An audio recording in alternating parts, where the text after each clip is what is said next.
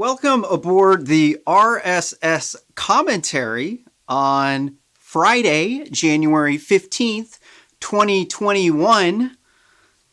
Today's top story, rioters storm U.S. Capitol, 5 are dead, and big tech oligarchs take over the United States, Twitter bans Trump, Facebook bans Walk Away, the campaign that we are a part of. And big tech, consisting of Apple, Google, Amazon, and a host of other web services, ban the free speech platform Parler. They say it's right-wing, and they're blaming the Republicans. But I'm going to show you some proof here that Black Lives Matter organized the riot like they've organized most of the other riots so far this year. RSS Commentary is an open source news organization. You can find us on GitHub at github.com/RSS Commentary /Cale McCullough. If you want to, if you find any factual errors in this presentation, you can present them here at /issues /117 ////////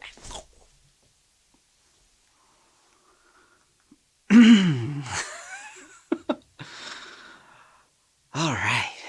I have a magical teleportation device now.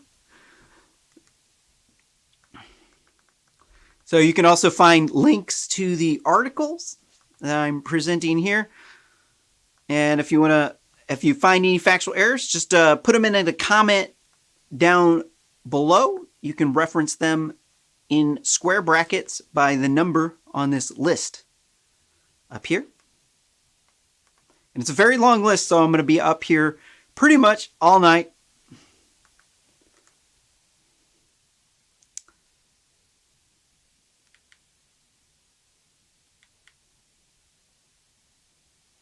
In our top news story today from the Daily Mail, wall of FBI agents, police, and National Guard protect senators on return to chamber after Capitol siege, D.C. Mayor Muriel Bowser,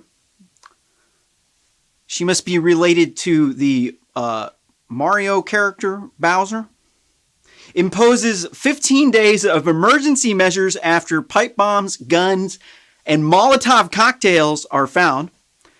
Chaotic scenes broke out as dozens of Trump supporters, and it also consisted of Black Lives Matter supporters who knew about the event beforehand. They're busted. They're already arrested.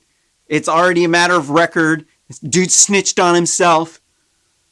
They came there with riot gear, ready to go for a race riot. They stormed the Capitol Hill on Wednesday afternoon, which was a little while ago, but the show's been offline because, to be 100% honest, I was really depressed about everything that happened, and then I just kind of tuned out. I gained a bunch of weight. I stopped working out. I turned into a blob of jello, but I'm back up on the weights. So we're going to keep at it, keep socking those punches. Metaphorically, a woman identified as Ashley Babbitt of the Democratic shithole city, San Francisco. Oh, wait, no, this is San Diego. Oh, I'm so sorry. San Diego is not a Democrat-run shithole, actually. It's actually much more conservative. It's one of the more reasonable places in California. Was shot in the chest and later died. Babbitt was a 14-year-old veteran of the U.S. Air Force and a fervent Trump supporter. Her husband told KUSI. She died supporting the president that she loved. Don't engage in riots. Hopefully that won't happen to you. Don't really think it's his fault. Police said 3 other people died on Capitol Hill grounds from individual medical emergencies on Wednesday. Dozens of people. Where's that? Okay, I didn't verify this, but I think one of the guys like tased himself in the balls and had a heart attack. Sounds kind of out there, but I think I did actually look it up. I think it was true, but I didn't like double check that the second source that I found it on wasn't also too not legit. Dozens of police were reportedly injured, and law enforcement officials say at least 2 pipe bombs were found near the grounds. That's some straight terrorism shit. The entire National Guard was deployed to the Capitol, and it's with an O, not an A. And police declared a 6 p.m. curfew for D.C.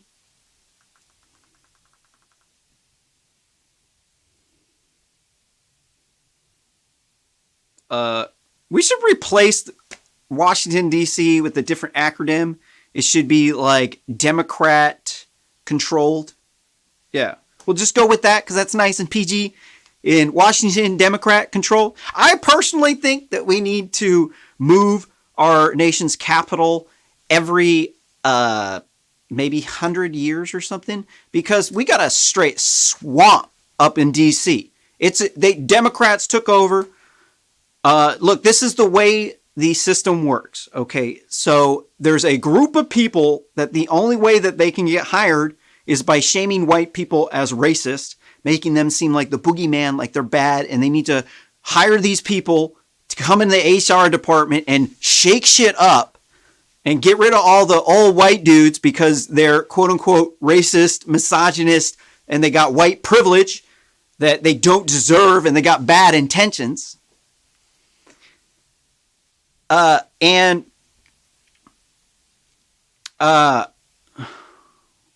So the swamp, the way it works is people live around the Washington, D.C. area, and one of the staple jobs is to work for the federal government. And people give their friends and their family jobs like normal human beings do. And this creates a good old boys network that can become extremely corrupt. It's called the swamp. And so Washington, D.C. has been in the same place for a very long time. And this has caused the local to develop networks that they give their friends. I already said this. Yeah, they give your friends and your family jobs. But the way that this group of people that operate DC works is they target people so they can move up, because they're trying to move up to the top. And they target anybody that they think is doesn't think like them. So there's a certain group of people that think that government is really oppressive and we need to get government out of the way. And then there's a certain group of people that think that the white people are white supremacists and that we can't allow that group of people in office. And then there's a group of people that is tired of the people who think that the white supremacists are in control, which is kind of like in conspiracy theory.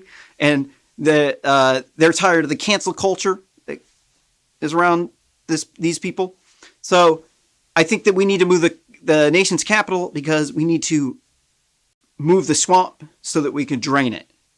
Because if we move our nation's capital to another place, then we can get fresh blood in our nation's capital. And we should probably set it up so that we do that every, X years, maybe 100 years or something. Sorry, I'm off on a tangent. I'm not sure exactly how much this has to do. I think I was talking about Washington, Democrat controlled. Capitol buildings were placed on lockdown at 6:45 p.m. due to an unspecified internal security threat. Mike Pence, the douchebag that voted against Trump because he was too spineless to execute what the Constitution allowed him to do. Instead, he didn't back up his team that he got hired to be there to back him up when the moment came. Instead, he showed that he is a turncoat. I'm sorry. We have to address the problems with, you can't just say the election was not stolen. I'm not saying the election was stolen. I don't believe anything without evidence. I would suggest you to do the same thing. But the statistical evidence that I saw needed to be rebuked in a courtroom. It's not just like cut and dry. So these people that are storming the Capitol, they have a perfectly legitimate reason to think that. That reason might be false, but it's perfectly legitimate reason to think that. And if these people were actually doing that, thinking that, well, then it's kind of justified for them to take control over their own government. I'm not saying that you should do that, but it definitely seems as though these Democrats are seizing on this opportunity to attack Trump supporters for this incident. I'm definitely going to have to say I look pretty big compared to that dude in the horns over there. I just realized I'm like, wow, I'm like huge, dude.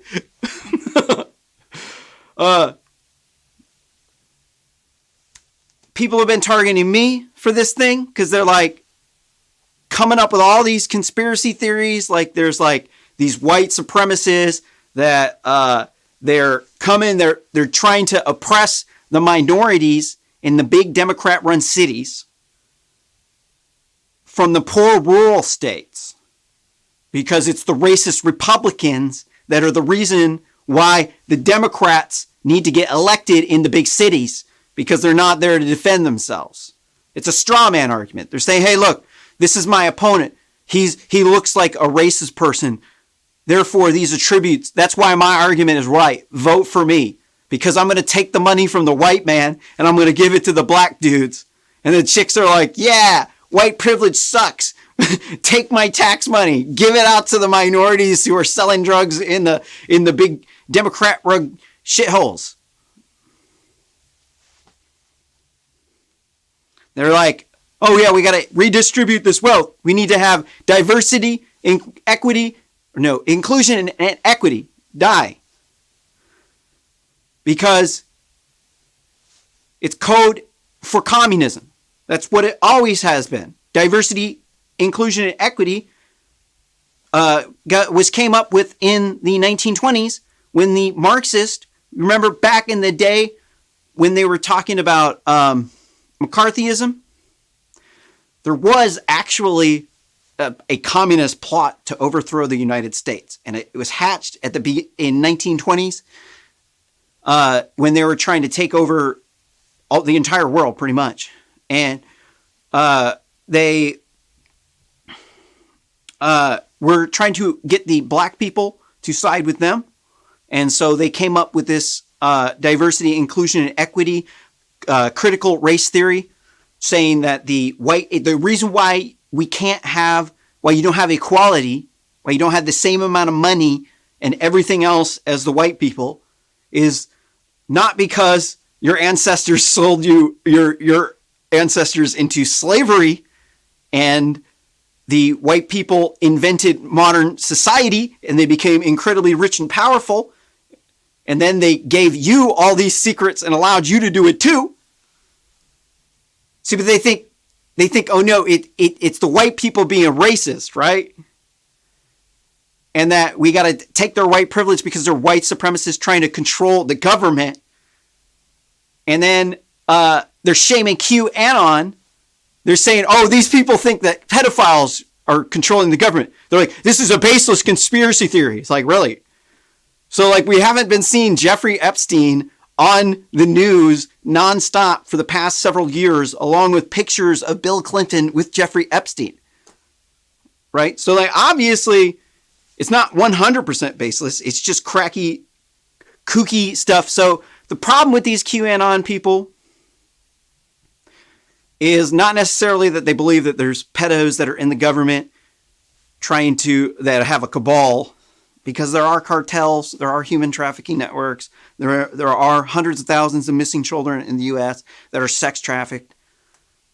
So these things exist, and then, it's not crazy to think that Jeffrey Epstein was connected with Bill Clinton and that they had a bunch of sketchy stuff going on, because they got, a bunch of sketchy stuff going on. But the crazy stuff is where they think there's this like secret plot from the deep state to take out Donald Trump, which I think there's a plot from anti-racists to take out Donald Trump, but I don't necessarily. Well, I'm digressing. And then they don't get much attention on the internet, and then they start posting stuff about QAnon, and then next thing people are following them, they're retweeting their stuff, they're replying, they're like join a community, and then they go crazy. They lose it. They're like going, oh yeah, the deep state's sacrificing babies and taking their brains of 3-year-olds and making gravy out of it. It's like, all right, Grandma, maybe you should get off of the Twitter there. What am I talking about? The people who broke in and the Marxist coup. So there was the McCarthyism. So these people were trying to appeal to the black people, and then they came out with this critical race theory by saying we can't have communism because the white people won't share. I remembered my point. Yes, I almost forgot. The white people won't share, and that's why you need communism, because of the racist white man being in control. And you need to be in control because they're taking the fruits of your labor. The businessman, the wealthy businessman, is exploiting your labor, giving you that job that you wouldn't have had you not had the businessman. So lawmakers are cowering inside the House chambers. They put on gas masks like this bozo in this thumbnail.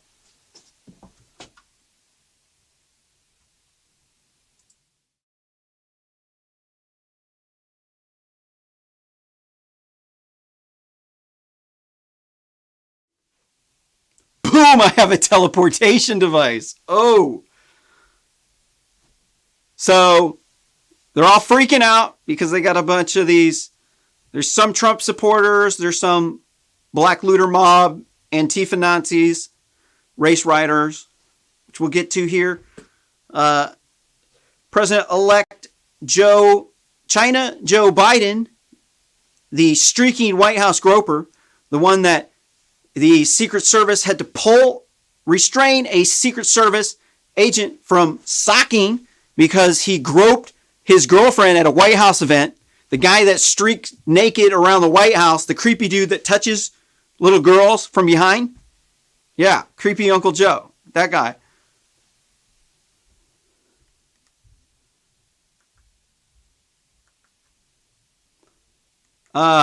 So what was...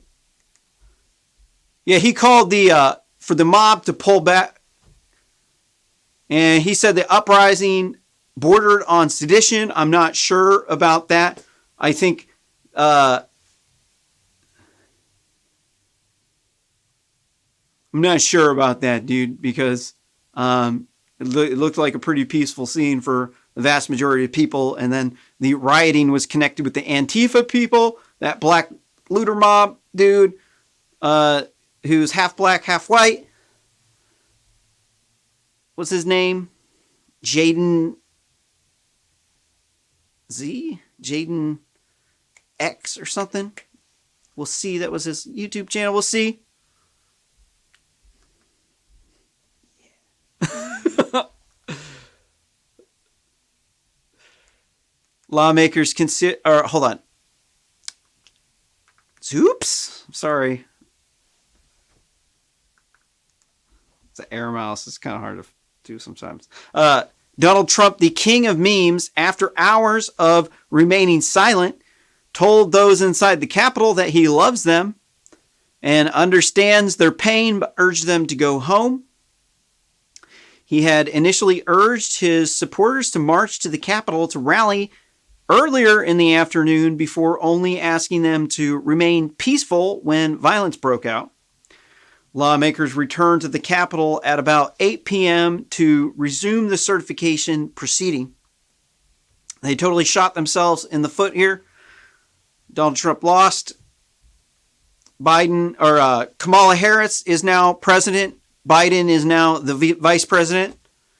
And we're just going to have to put up with having a half Indian, half Jamaican slave trader female president running the shows.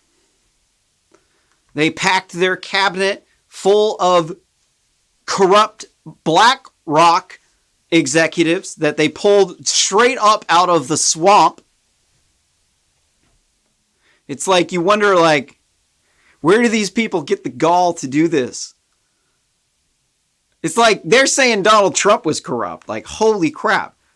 You might as well have filled the place with Goldman Sachs executives. Only BlackRock has more money. This is frustrating. So let's check out the videos of the race rioting. No, this isn't race rioting, huh? Never mind. I'm just so used to saying race rioting on this channel. So here's dude with the mic. Let's see if the Twitter video plays.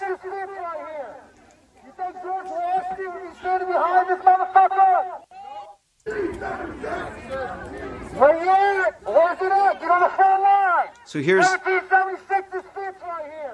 what are we looking at? We're looking at some race. No, they're not race rioters. We've been covering race riots from these Antifa people all summer long. You're going to have to forgive me if I accidentally call this a race riot, because they have been race rioting all summer. But they certainly are going hard at shaming Republicans for this incident. And one dude had a Confederate flag. So I'm going to have to say, realistically, yeah, I mean, you shouldn't be, seizing the Capitol with a Confederate flag. I think one of these dudes had a neo-Nazi hoodie. It said Camp Auschwitz. Let's see if we can find a picture of that.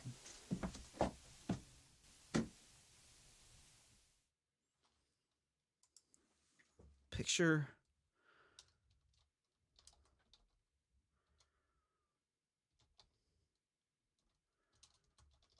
I don't know how to. Oh no, there's like A at the beginning, huh?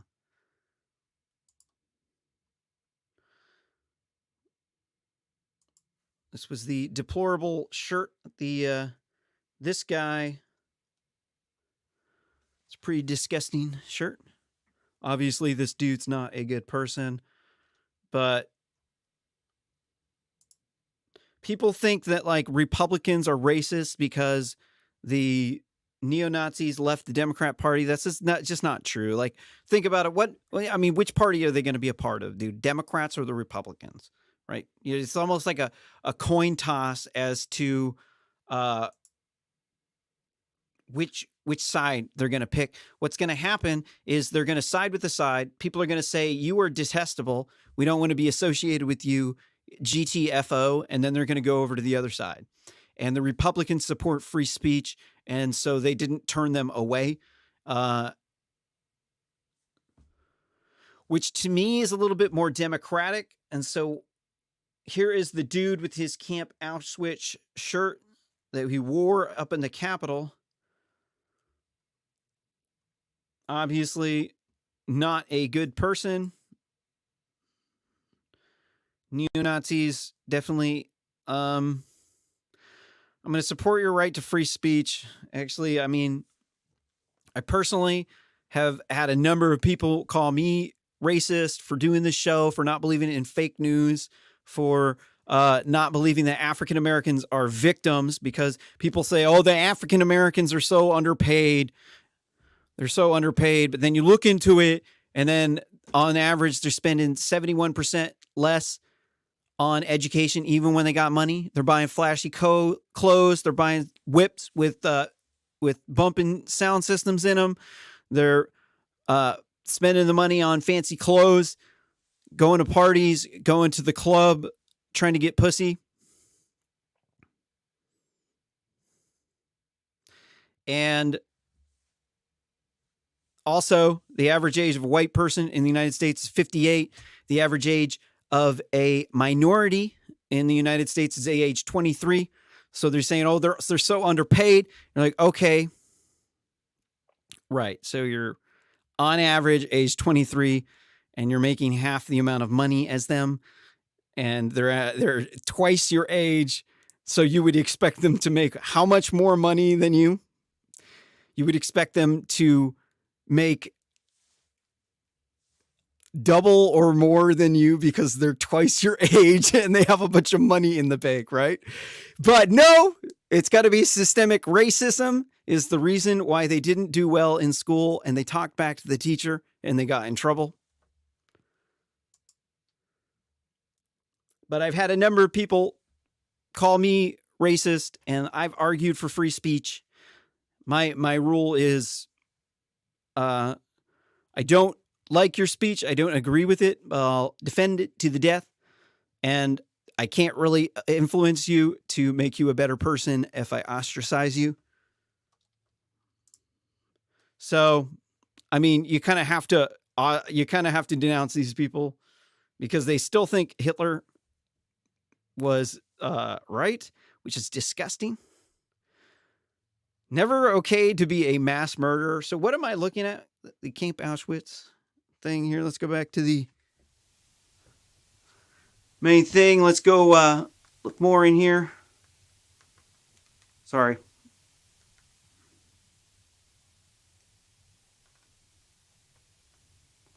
What else is in here? Oh, we got a bunch of these things. I'm taking too long. Sorry.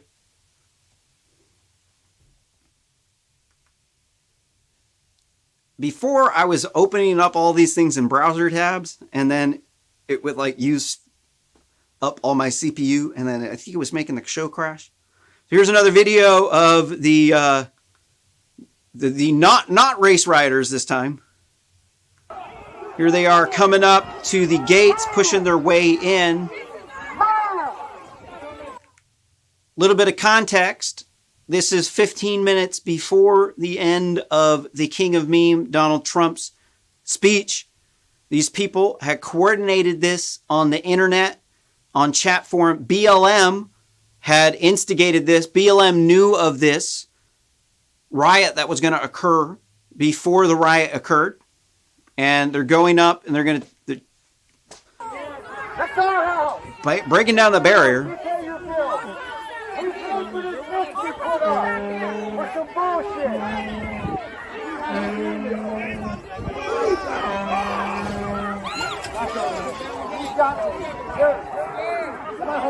Hold my backpack. Hold my backpack. Hold on, I can't get it off.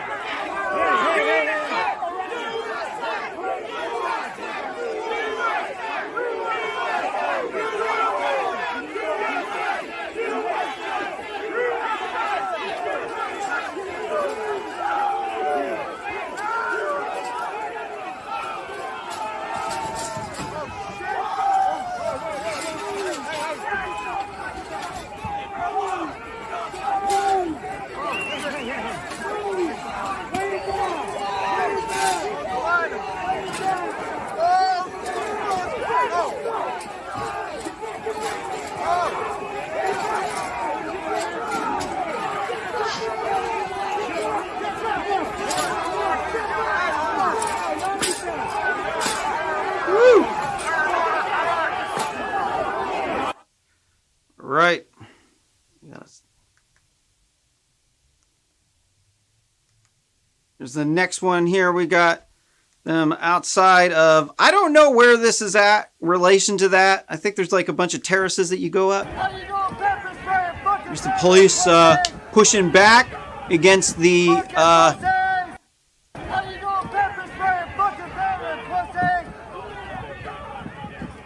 you can't say they're all Trump supporters. I mean, you cannot say for certain that all of these people are Trump supporters. You're just not a psychic.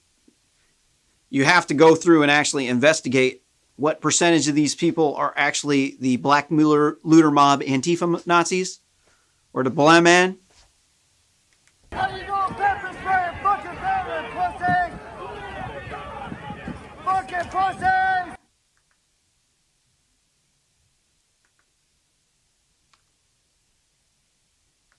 Another Elijah Schaefer tweet. Elijah Schaefer's the man. You should check him out on YouTube. He's got some awesome stuff. I like the guy. Seems like a cool, chill dude.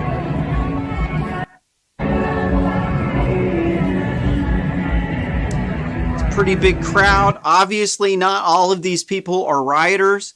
Obviously, these people came up here because they were worried about the election being stolen. But, you know, you got to watch what I'm saying about that, because the big tech oligarchs have censored our speech so that they can control the political narrative, so that they could earn more profits and expand into more countries. Here's a picture or video of throwing a tear gas grenade. Cops shot into the crowd. Crowd threw it back. It looks like the cops are throwing it back.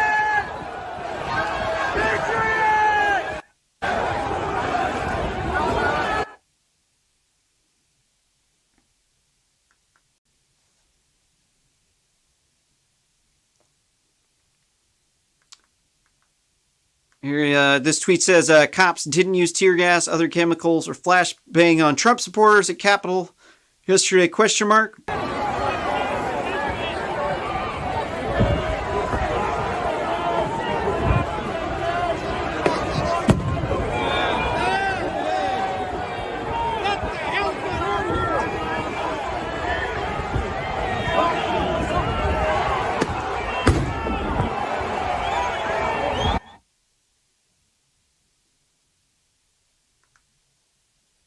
The problem with this whole thing is the big tech oligarchs just told you, no, the mainstream media, they're the arbiters of truth. They said it's not, Donald Trump's claims weren't legit. And then vast majority of people, 99% of people, never looked into any of the claims. They never read any of the news articles. They never read any of the statistical evidence. They never downloaded the open source software that is allegedly proves that there was voter fraud, and ran the numbers themselves to see that they were telling the truth. They just go off of what the mainstream media tells them from these Democrats that work in these big skyscrapers up in these big cities like New York Times. They got a huge skyscraper, and that thing costs so much money to run. It's unreal how much money those things cost to run, along with all the salaries of all the employees. And so they have to do all these scams, these clickbait scams, to get the money out of you to pay for the skyscraper. And they're going buck. You're not allowed to exactly say what you think about it, because I've been given editorial guidelines. They're saying that free speech and the electoral process incites violence.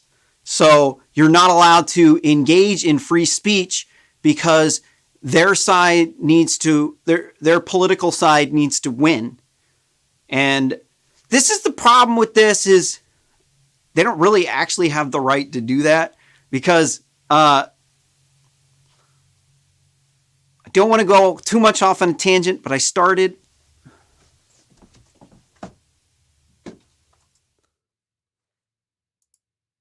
Okay. Section 230. I'm going to cover this 2 more times, so I'm not going to go too far into it.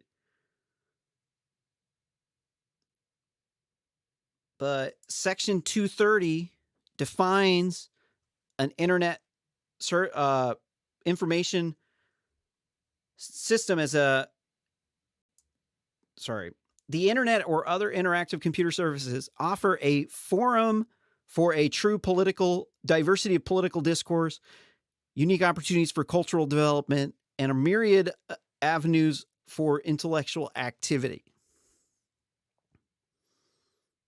Sorry.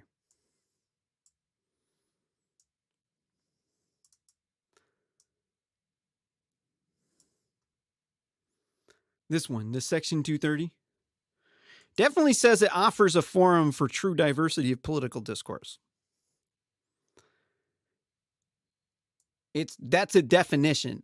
As far as I'm aware, it says in the findings, this is what an interactive computer service is that it has to offer a forum for true political discourse, unique opportunities for cultural development, and a myriad avenues for intellectual activity. So it has to actually offer these things because anybody who could log into these things who can communicate or post a message that could be a political message. And then that's covered under First Amendment because Congress can't make any laws that abridge free speech. They can't just make laws that allow private parties to abridge everyone's free speech. They put you in this virtual box because they want to make as much money on advertisements as they can. So they've created a community. It's got billions of people on there dealing with international governments. So, and there's way for foreign governments to influence our political system. So it needs to be governed. Like anything that large needs a government. And it's just like a corporate town where corporations used to own an entire town, like logging mills or manufacturers or mines. They used to own towns. And the Supreme Court said that those towns, they are covered under the Constitution. You can't just have a private town, a city within a city. Let me get back to the race rioting. Or sorry, I keep saying race rioting. That's not true. This is not race rioting that we're covering. This is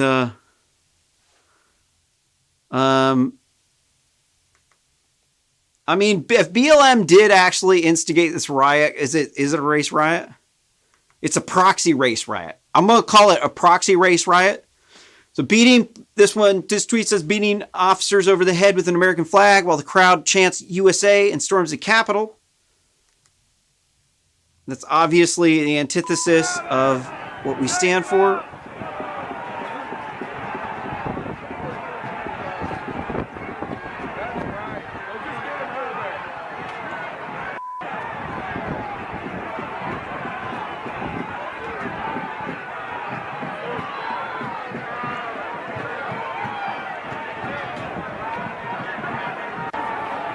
Don't be doing that stuff. Don't be hitting cops.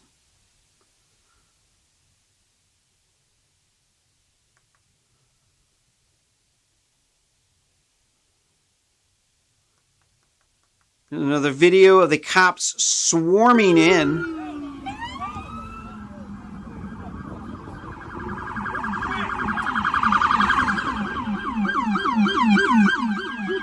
Woo! More cops than you would believe.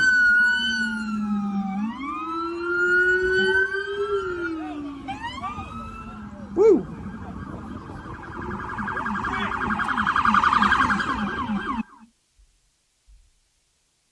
That's a lot of them. There's another one, another tweet of the soldiers coming in. Or these National Guardsmen, I'm not sure.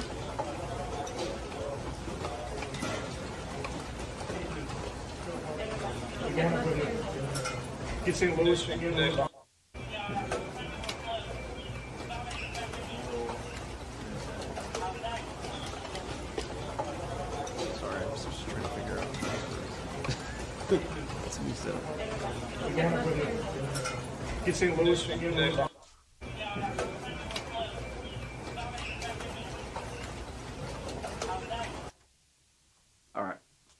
Sorry.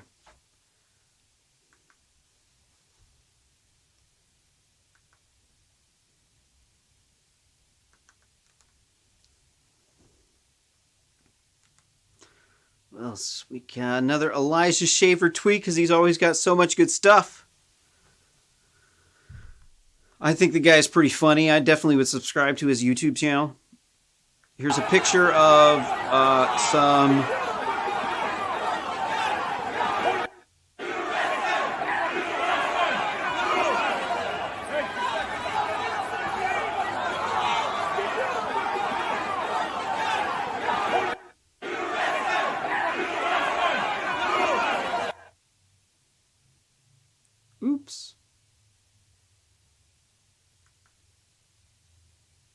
My account on Twitter was suspended, so we're using my Cooking with Kale educational STEM video account. I criticized Islam, so they suspended my account.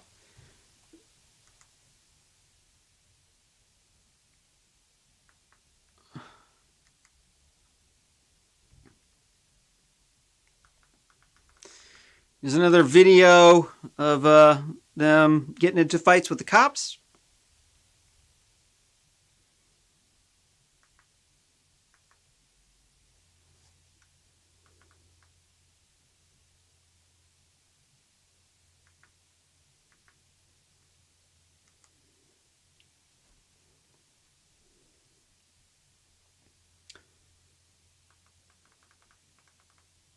Here's a video of the QAnon guy, the dude with the QAnon shirt.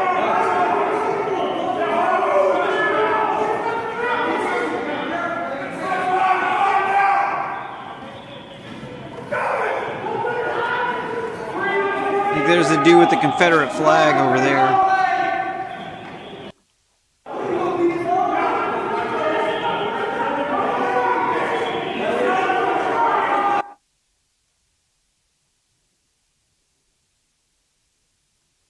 Which one was that?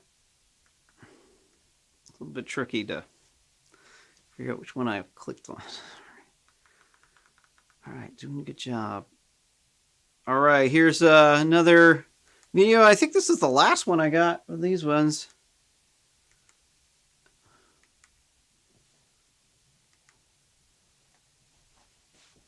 There it is. Sorry, lost my air mouse.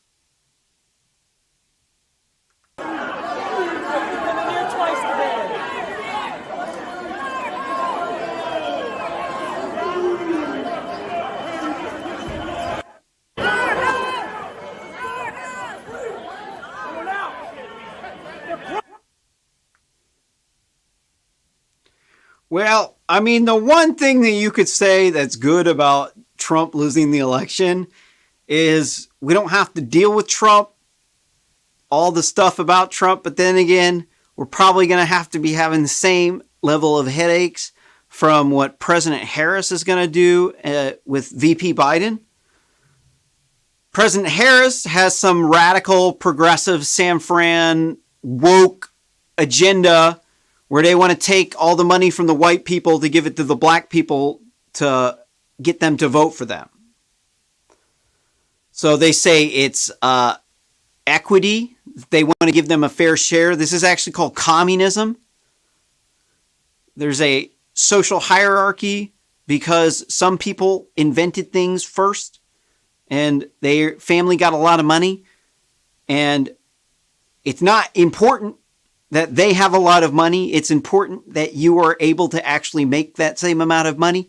And if we just take the money from them when they could use it to start a business or to retire or to stimulate the economy and give it to somebody who isn't working, who didn't try hard, who has a bad attitude, who has a bad work ethic, who you might even think is toxic.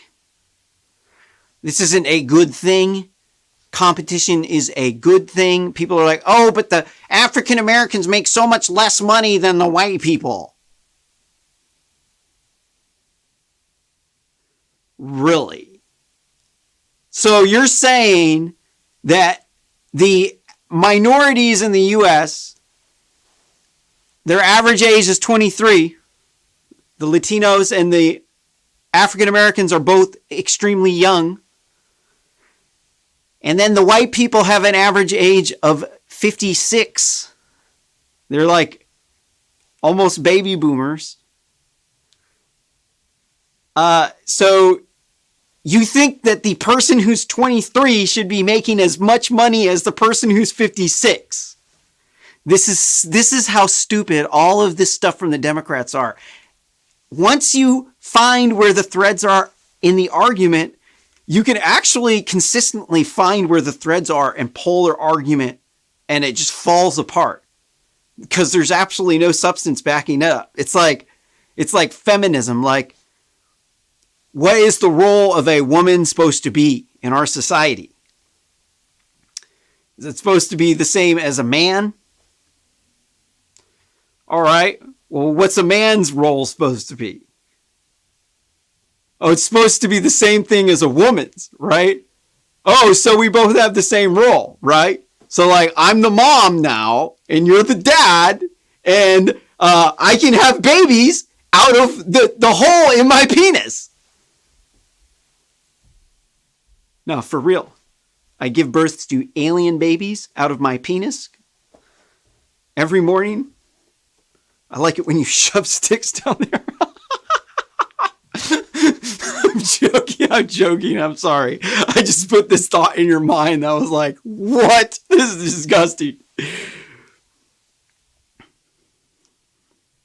Do we got one more? I can't remember if we saw this one. No, we did not. Here's a video. What does this say? Proof not all the police were overwhelmed. The traitor losing needs to be held accountable. So here they're... this is the insurrection. This is the what they're saying the insurrection is. ACAF, ACAF.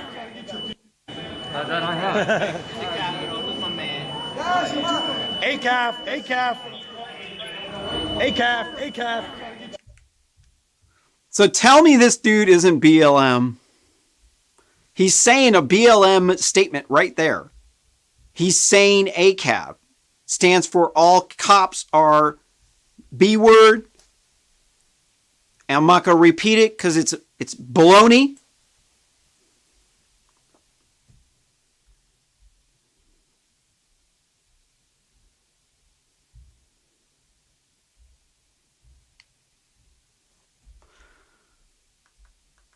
So let's see, what do we got next?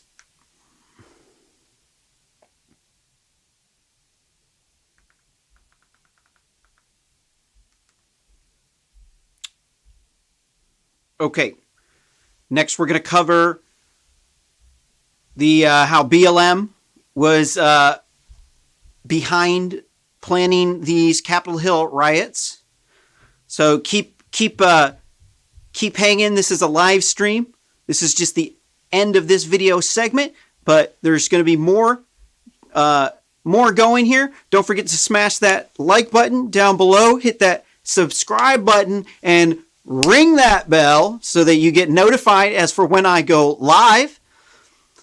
And if you want to help support this channel, the best thing that you can do is to share this video with one or more of your friends on social media. We're still stuck on Facebook, even though that dude Mark Zuckerberg, who rigged our elections by giving a $500 million donation to pay for the switch to mail-in voting so that they could buy Dominion voting machines and Zuckerbox ballot harvesting boxes in Philadelphia, Pennsylvania, or in Delaware County, where Philadelphia is at, where they rigged it so there's way more of these ballot harvesting boxes in Democrat areas, and then they're very spread out in Republican areas where there was way more Republicans, and this was illegal.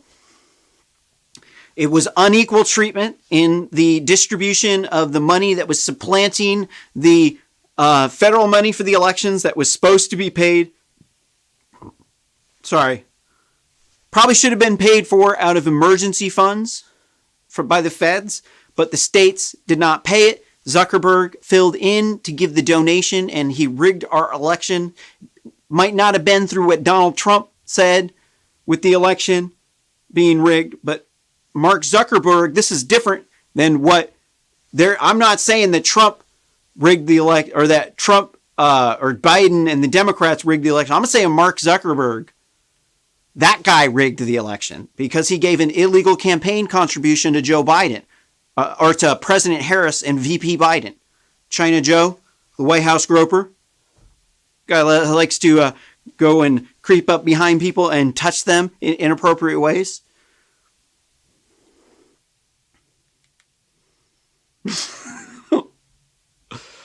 All right, what do we got?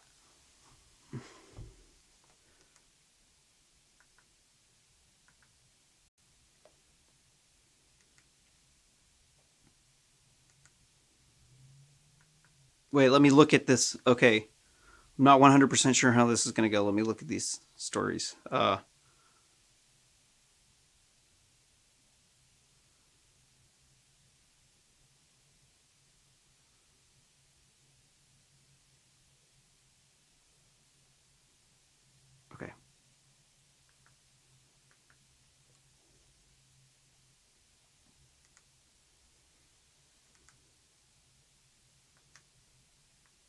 Come on.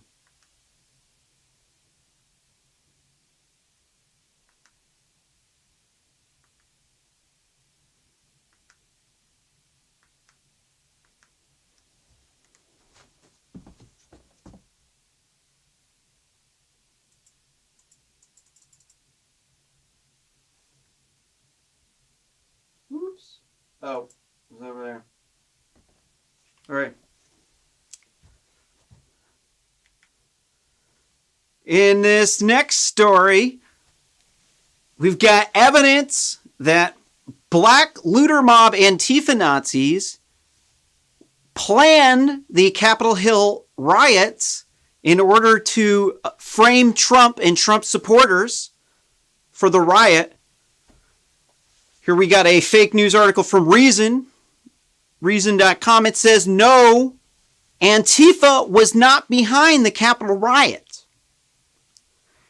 It's published on January 7th, 2021. So the next day, the Ivory Tower liberal fake news journalist, he did his research. He called up his journalist friend. He said, did BLM instigate this riot? And they said no. So that means it's fake news, right? No, it's just fake news. No, it wasn't actually true. It says 2 people who smashed windows and stormed the building were sincere pro-Trump protesters. So there was one claim that these people were Antifa, and then it turned out they said they're Trump people, but also that means that it's fake, right? It was debunked. No, that's not the way that the world works.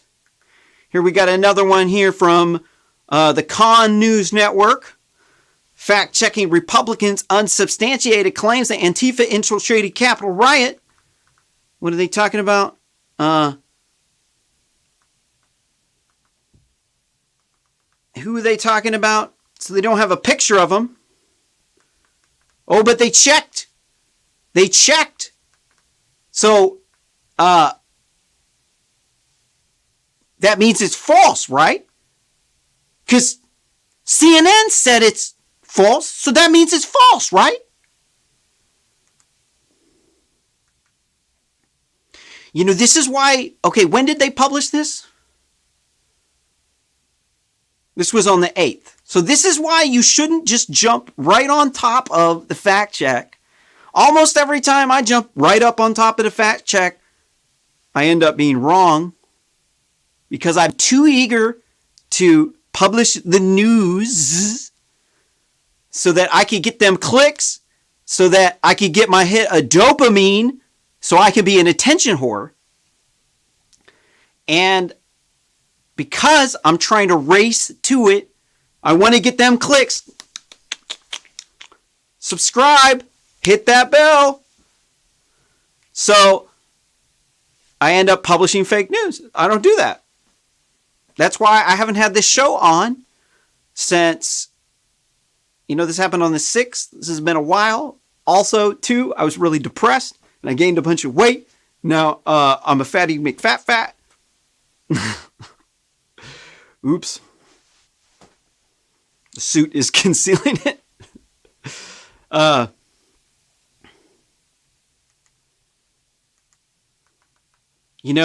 We all got to get on top of being healthy right now. We can't be binge eating because we're depressed, because of COVID. COVID can kill you if you're in bad condition. Being overweight, it makes you a lot more susceptible to dying. So we got to do something.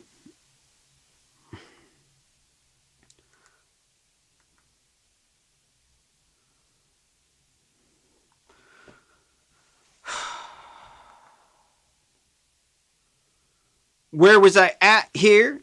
All right, so here we got one from the Daily Mail, and this one was from yesterday. So when they waited a little bit of time, they actually were able to actually collect a higher quality, larger amount of data.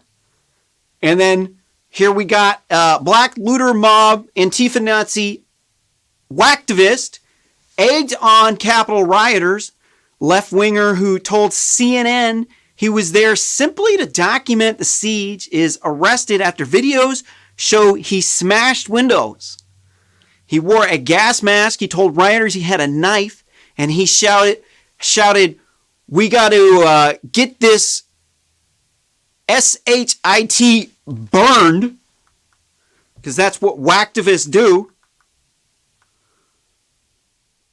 John Early Sullivan, 26, entered the Capitol building during the BLM-inspired looting and rioting on the siege last Wednesday. The left-wing whacktivist was previously participated in Black Looter Mob demonstrations, claimed he was simply documenting the evidence on his phone, except for the fact that he had been on the internet chat groups with people beforehand chatting about this, and he knew about it ahead of time. It's kind of like, yeah, these people just murdered somebody, and yeah, I've been chatting with them on the internet, and they told me the murder was going to happen. I was just here to videotape it on my phone. I'm not part of the murder. Right.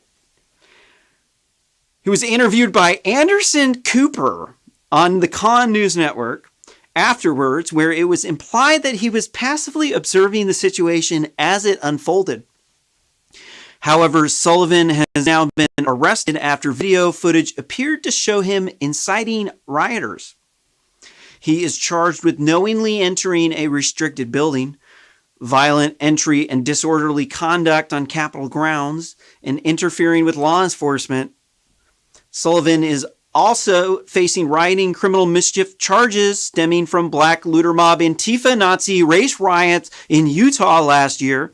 Rolling Stone reports, and this dude just got arrested. He's looking like a bozo, like he just did a bunch of meth or something.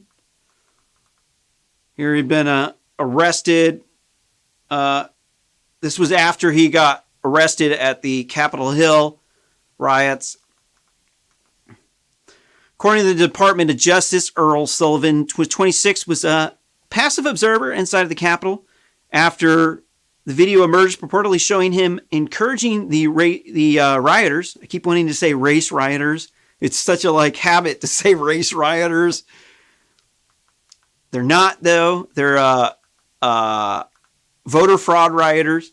Black Looter Mob Antifa Nazi Sullivan, who is based in Utah, was charged Thursday with one count of knowingly entering a restricted building, one count of violent and disorderly conduct on Capitol grounds, one count of interfering with law enforcement. I think we already read that. He goes by the username Jaden X. I think his YouTube got suspended. Here, we got these videos kind of suck. Sorry.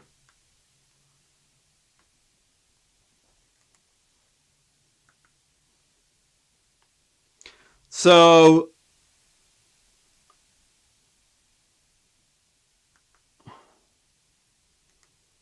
here we're going to see some more videos here. So here is this is suspicious. We don't know about this crazy guy here. This was filmed by Jaden X here. And so here this crazy guy comes out from behind where the cops were. We don't know what's up with this guy, but he looks suspicious. So keep an eye out. In fact, let's go to full screen.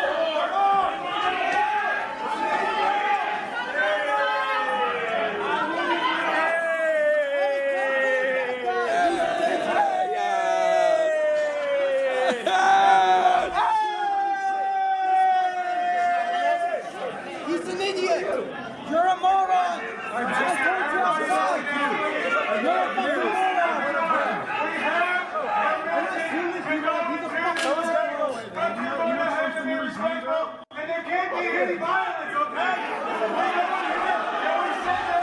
So there's the cops right here, right? And then this dude's clearly with the cops over here. Got his back turned to the cops, looking at the crowd. This is pretty suspicious right now. Do your job, man, but I'm just looking out for everybody here. Everybody needs to calm down, okay? We can go into this room if we are calm and if we commit to no violence, okay? Let's not let this get out of control. And so this is the guy from the article filming this, Jaden X.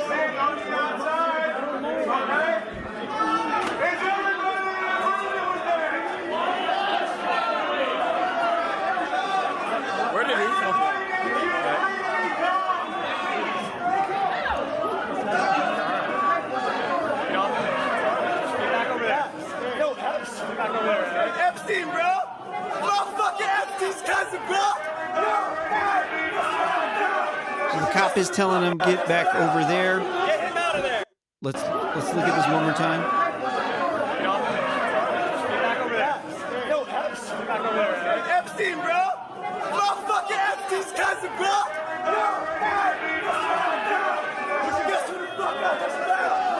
Get him out of there! One of the dudes that's instigating the rioting. So here we got, here's another picture of the dude.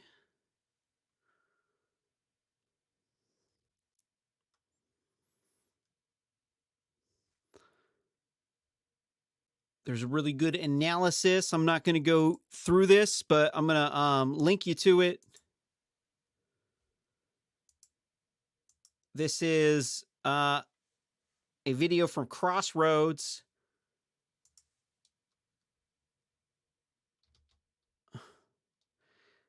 We're not going to watch it because it's 12. Oops.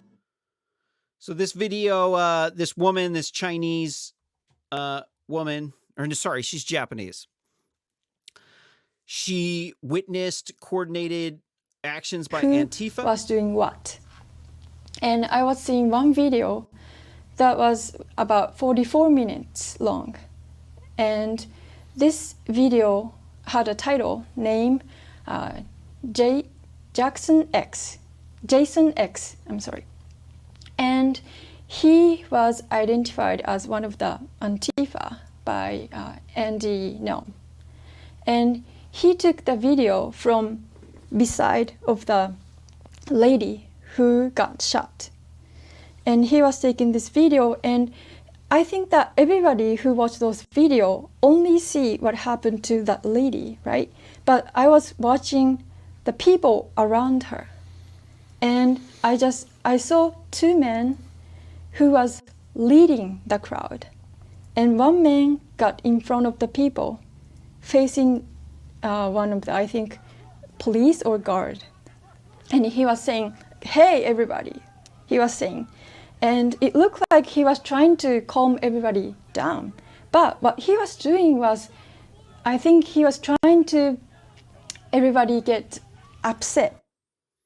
So this is the dude that we're saying was the cop. Was in with the cops that were So that suspicious people of. would... Wait. Can I skip back to the other one? So that dude, because they don't have all the videos.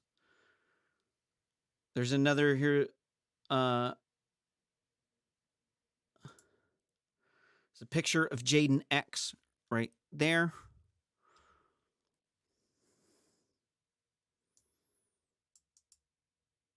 Where was the other one?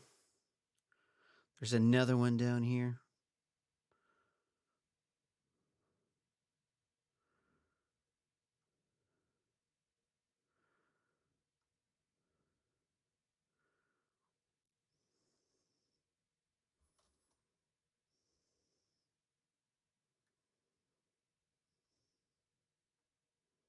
I'm looking for the video of him with the cops down in the stairs.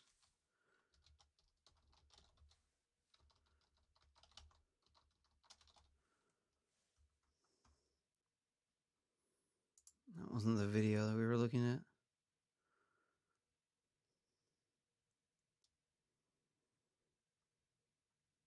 Oh, wait.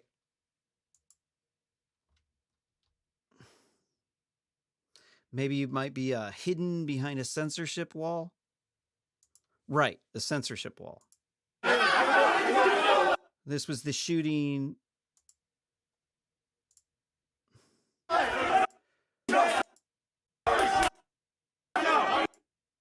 That's the shooting. I'm not trying to show that. You watch the shooting. That's that woman who got shot. I have a knife. Apologize. Push your way up here. I have a knife. Let me through. I got a knife. I got a knife. I got a knife.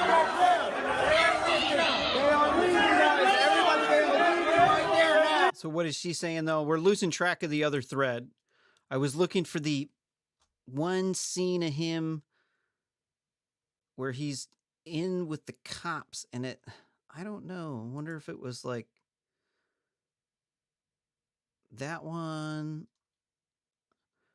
Apologize that this is taking so long.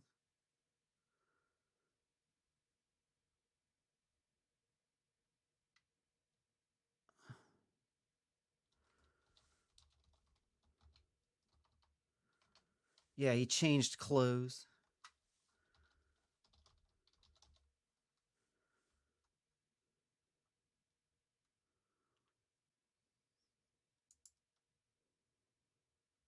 And he walked away.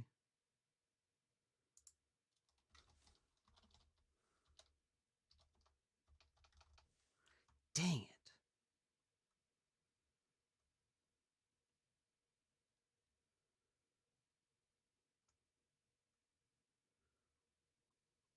Sorry, I guess we're going to go back to here. Attack. That's what I thought. And he didn't have anything at first. In his hands. In his hands. But he had his body right next to him. He has a yellow flag around his body. He gave this man a black helmet. And when he got the helmet, he took his hat off. The hat was really thick winter hat. So I think he used it as a cushion to hit the glass with the helmet. So he started to crush the window. And then one man right next to him, he had a stick and he was also hitting the glass. But I did not know that if he was part of them or not. But those two are actually clearly communicating when they were doing this action. And then he broke the window, and then the lady climbed up the window and she got shot. And the camera goes to the women, right? But though I was looking those two guys, one with the yellow flag went to the crowd, and the other one who actually hit the window went to downstairs where the police were. And I saw him. He did not escape. He was down there and he had his backpack. Oh, yeah, there it is. And it was gray and with black on the back. So I could see that was his bag with the color. Apologies. That was actually the clip that I was trying to find for you. Sorry about that.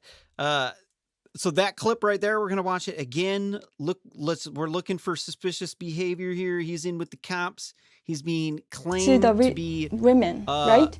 But though I was just looking working those for two Antifa guys, Nazis, one with the yellow flag went to the crowd, he's working for the cops, and the other one who actually hit the window went to downstairs where the police were. And I saw him. He did not escape. He was down there and he had his backpack. And it was gray and with black on the back. So I could see that was his bag with the color. And I saw him that he was opening the backpack and he was putting his hat, I think, or his shirt inside a backpack.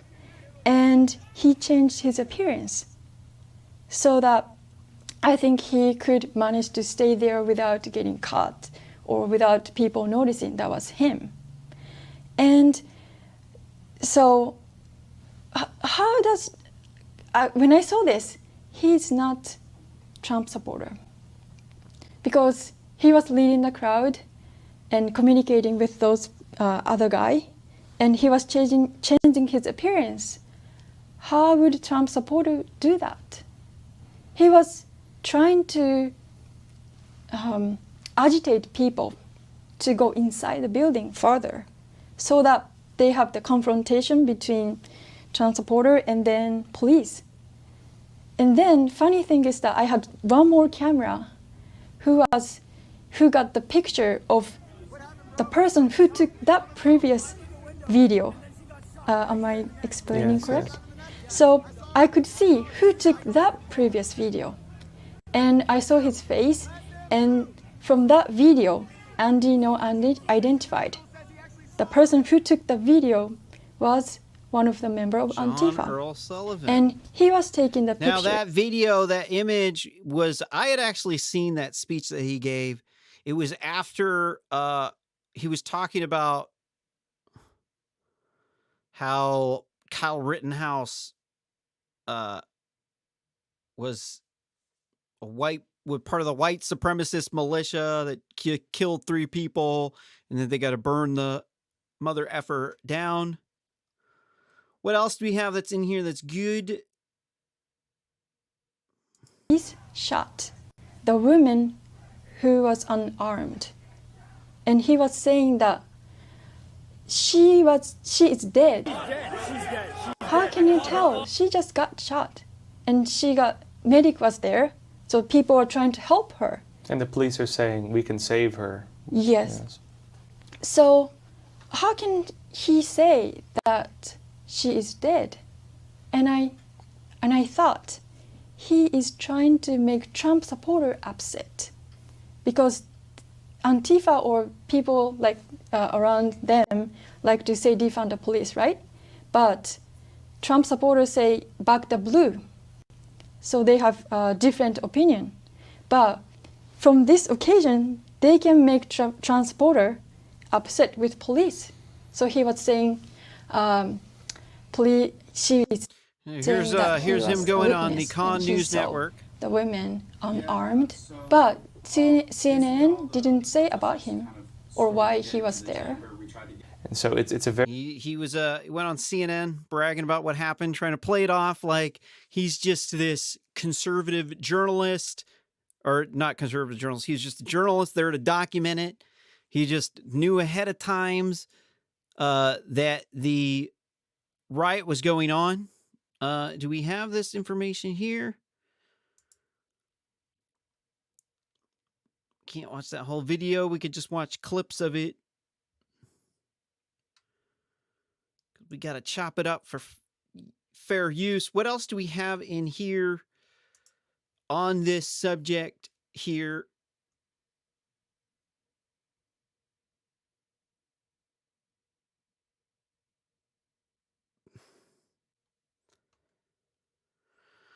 Oh, shoot. I apologize. I had another. Okay, so I don't have the link. A couple of links got deleted earlier.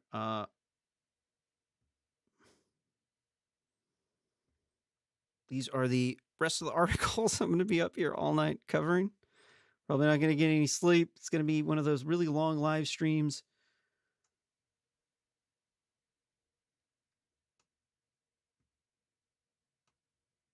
I don't have it.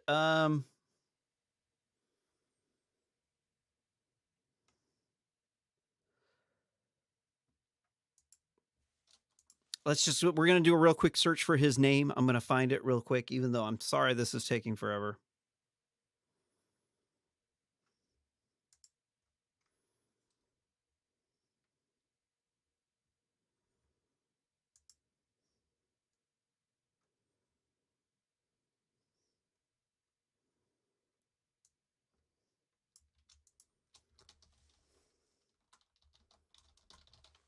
It's the Epic Times.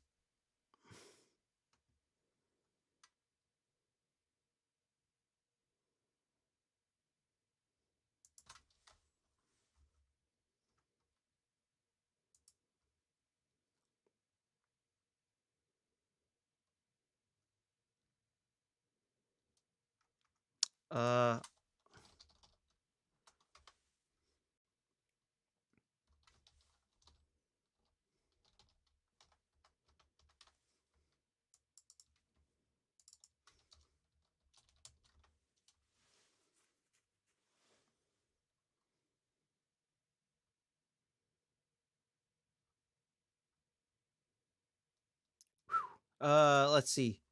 John Earl Sullivan. It was the interview with Epic Times. Yeah. They have a paywall.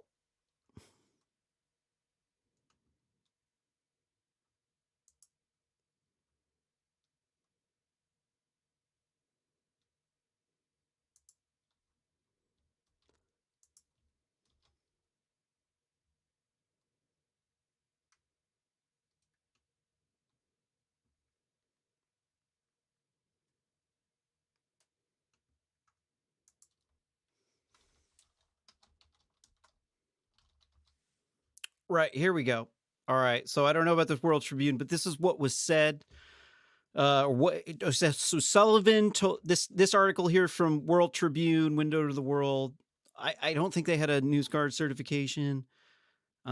Says black looter mob activists arrested in storming the Capitol. Sullivan told the Epic Times he knew the plans to storm the Capitol, adding more evidence to the FBI's report that in the January 6th siege on the Capitol was pre-planned. Sullivan said he saw the plans on underground chats and things like that prior to January 6th.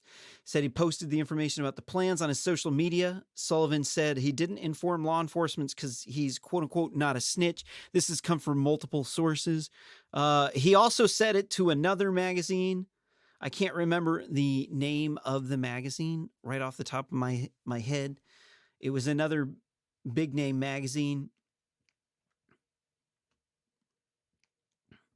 Sullivan told U.S. Capitol officers to stand down so they wouldn't get hurt, according to the court filing. He joined the crowd trying to open doors to another part of the Capitol, telling people, hey guys, I have a knife.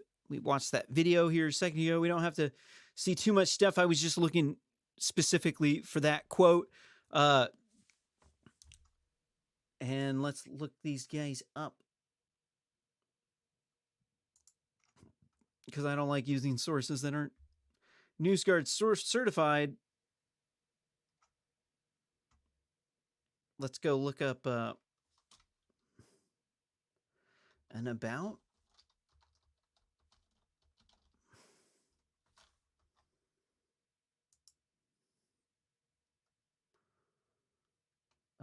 News and commentary of geopolitical significance. Where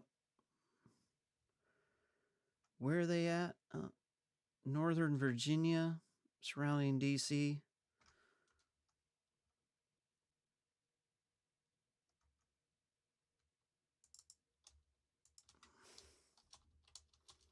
Sorry, I just got to check the source real quick because I just don't know who these people are. They don't have a certification. What are these people saying? They're saying they're borderline extreme, so take that with a grain of salt. That's what happens. Look up your sources before you check them. But that came from the Epic Times. That was pretty much a copy and paste from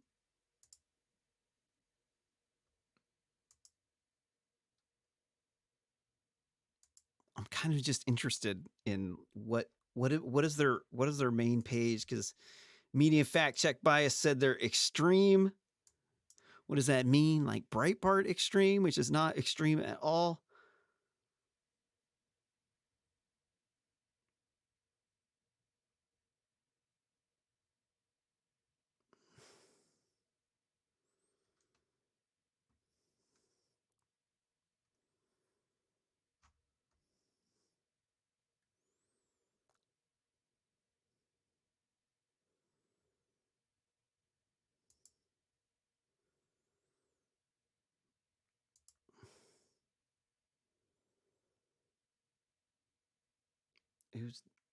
Are these by Dennis Prager or about Dennis Prager?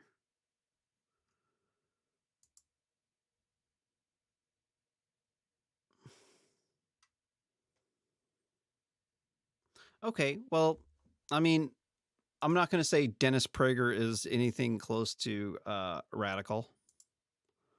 Prager University is definitely not radical. It's pretty right wing. Can we find a better source for that? It's behind the paywall. They're over there at Epic Times. Some people will say Epic Times is questionable. I don't think so. The way I look at Epic Times is they're funded by these Falun Gong people, and they're like a Chinese ethnicity that was targeted by the Chinese Communist Party, and they fled. And so they're really anti-China, and that's why I think that they do a really stand-up job in what they do. They really do come through with the real news. The other news is pretty fake, actually. They keep it real. The mainstream media has extreme bias from clickbait. They have to put out all these free articles in order to get you to click on it so they can make you watch ads and subscribe. And that's how they make money. So they got to run all these scams. So these Epic Time people are nowhere near as scammy as the mainstream media is. And they'll say that the other media, the mainstream media will say that these people are not legit, but the mainstream media is like clickbait artists, and I'm sorry, you're not legit. Okay, so I think that's it for this segment. Stick around. This live stream is not over. It is hour and 23 minutes into the stream. I'm going to keep going because I got a lot of stuff to cover. How many have we gotten down to? We're at 18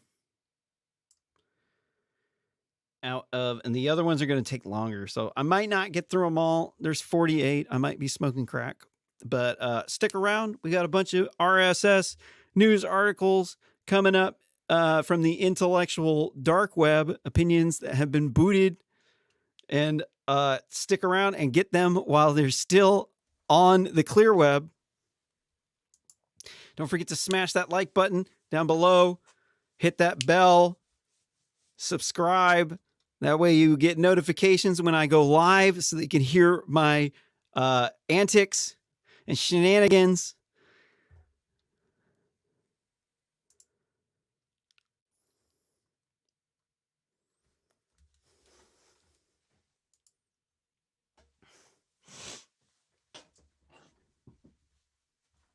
Excuse me.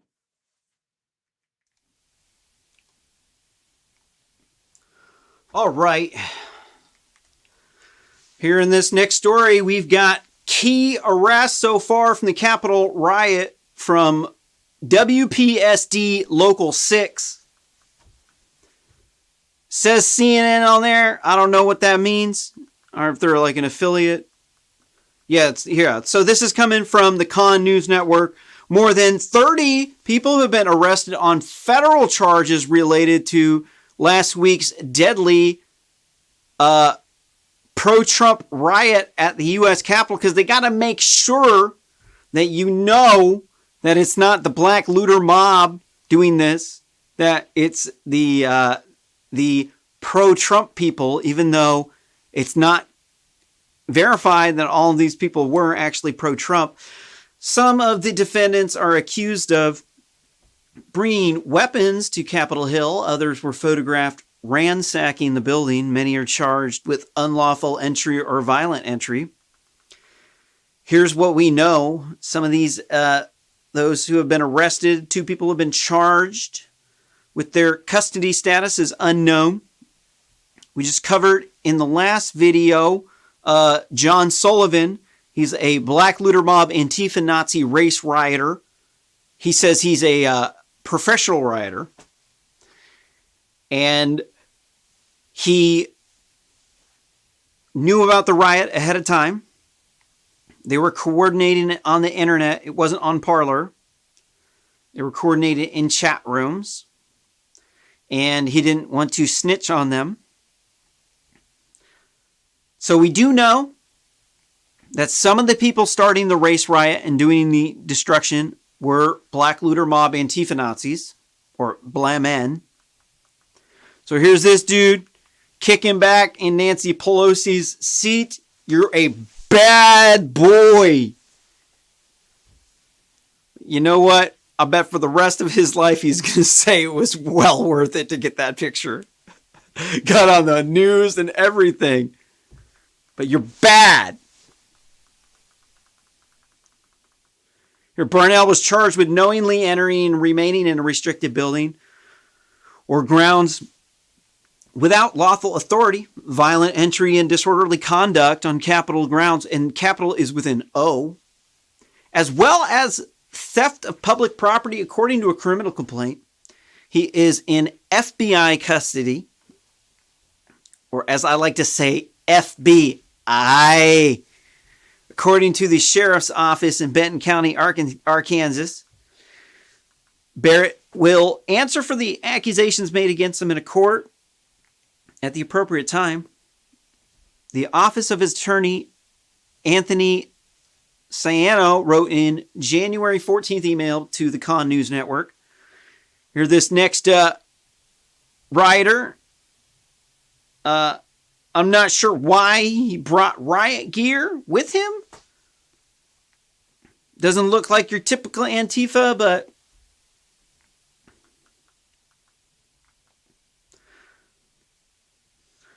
prosecutors say Brock, a 53-year-old retired Air Force Reserve officer from Texas, where everything is big, was photographed roaming the Senate chamber clutch with white flex cuffs, which is used by law enforcement to restrain or detain subjects. Photos show the man sporting a military helmet, green tactical vest, and black and camo jacket, looking like he's coming out of a movie.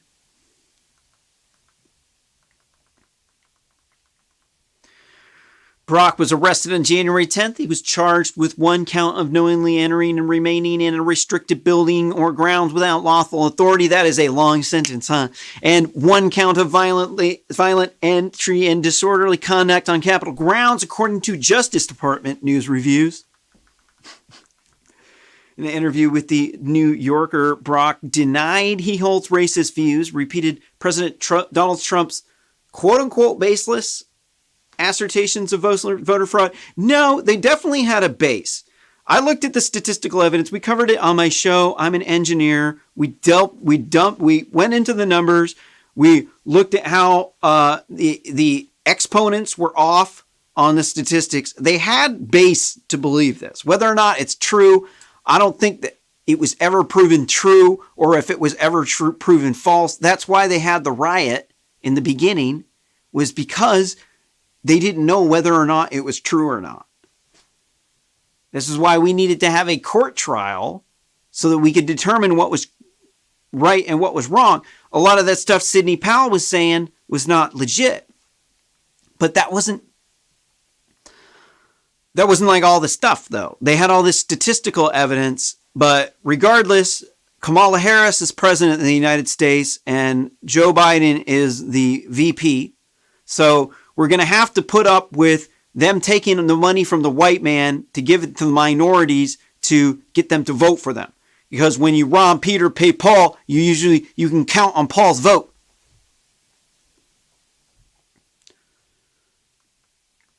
They want equity. They don't want to earn it themselves. They don't want to be provided with the opportunity where they can get it themselves. No. They want what the white man has because it's an easy way for sleazy Democrat politicians to get elected. That's the breakdown. That's what they're doing. It's a scam. They're trying to say it's the white man's fault. He's the reason why you are poor. It's not that the average age of a minority is in the US is 23 and the average age of a white person is 56, and you would expect somebody who's 23 to be poor. No. No, it's systemic racism, because if they actually told the people up in the city, we're not giving you jobs because your GPA is not up to par, and the Asians' GPAs are like really high, so you have to compete with Asians. They can't tell them that. They're just not going to hire them, or they're not going to get the job. They have to tell them it's racism. That it's those racist Republicans in those poor rural states that are the reason why you can't get a job in the ivory tower in the big Democrat-run cities. Right.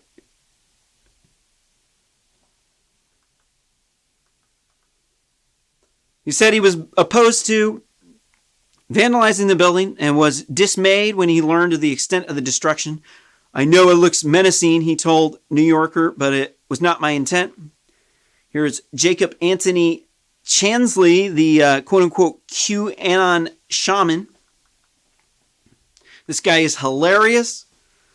They like to demonize QAnon. Look, the thing that's bad about QAnon is not the idea that there's a group of pedophiles that are in the government. The problem with this conspiracy theory is that they have secret police, and they have they're on missions to help save the president, and they get these Q drops that are aware of military intelligence that other people don't have, and then it can cause certain people to go crazy. But we do live in a country where we have free speech. They quote unquote say we're supposed to honor other people's free speech, unless you're QAnon, unless you're fighting the elites. If you're fighting the elites, you don't have free speech. If you're fighting for the elites, you have unlimited speech, because it's just like in China, where you can do anything you want except for criticize the government.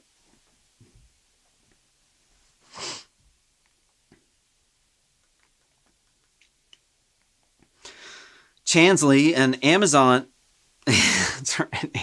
man, an Arizona man known as Jake Angeli, was seen in photos at the Capitol shirtless and donning face paint and a bearskin headdress with horns, according to his arrest warrant. He definitely looks pretty badass. He plays the part pretty good. I listened to some of the stuff that he was spouting off, and he was talking a lot about like the Contras, how they got, the Contras were real.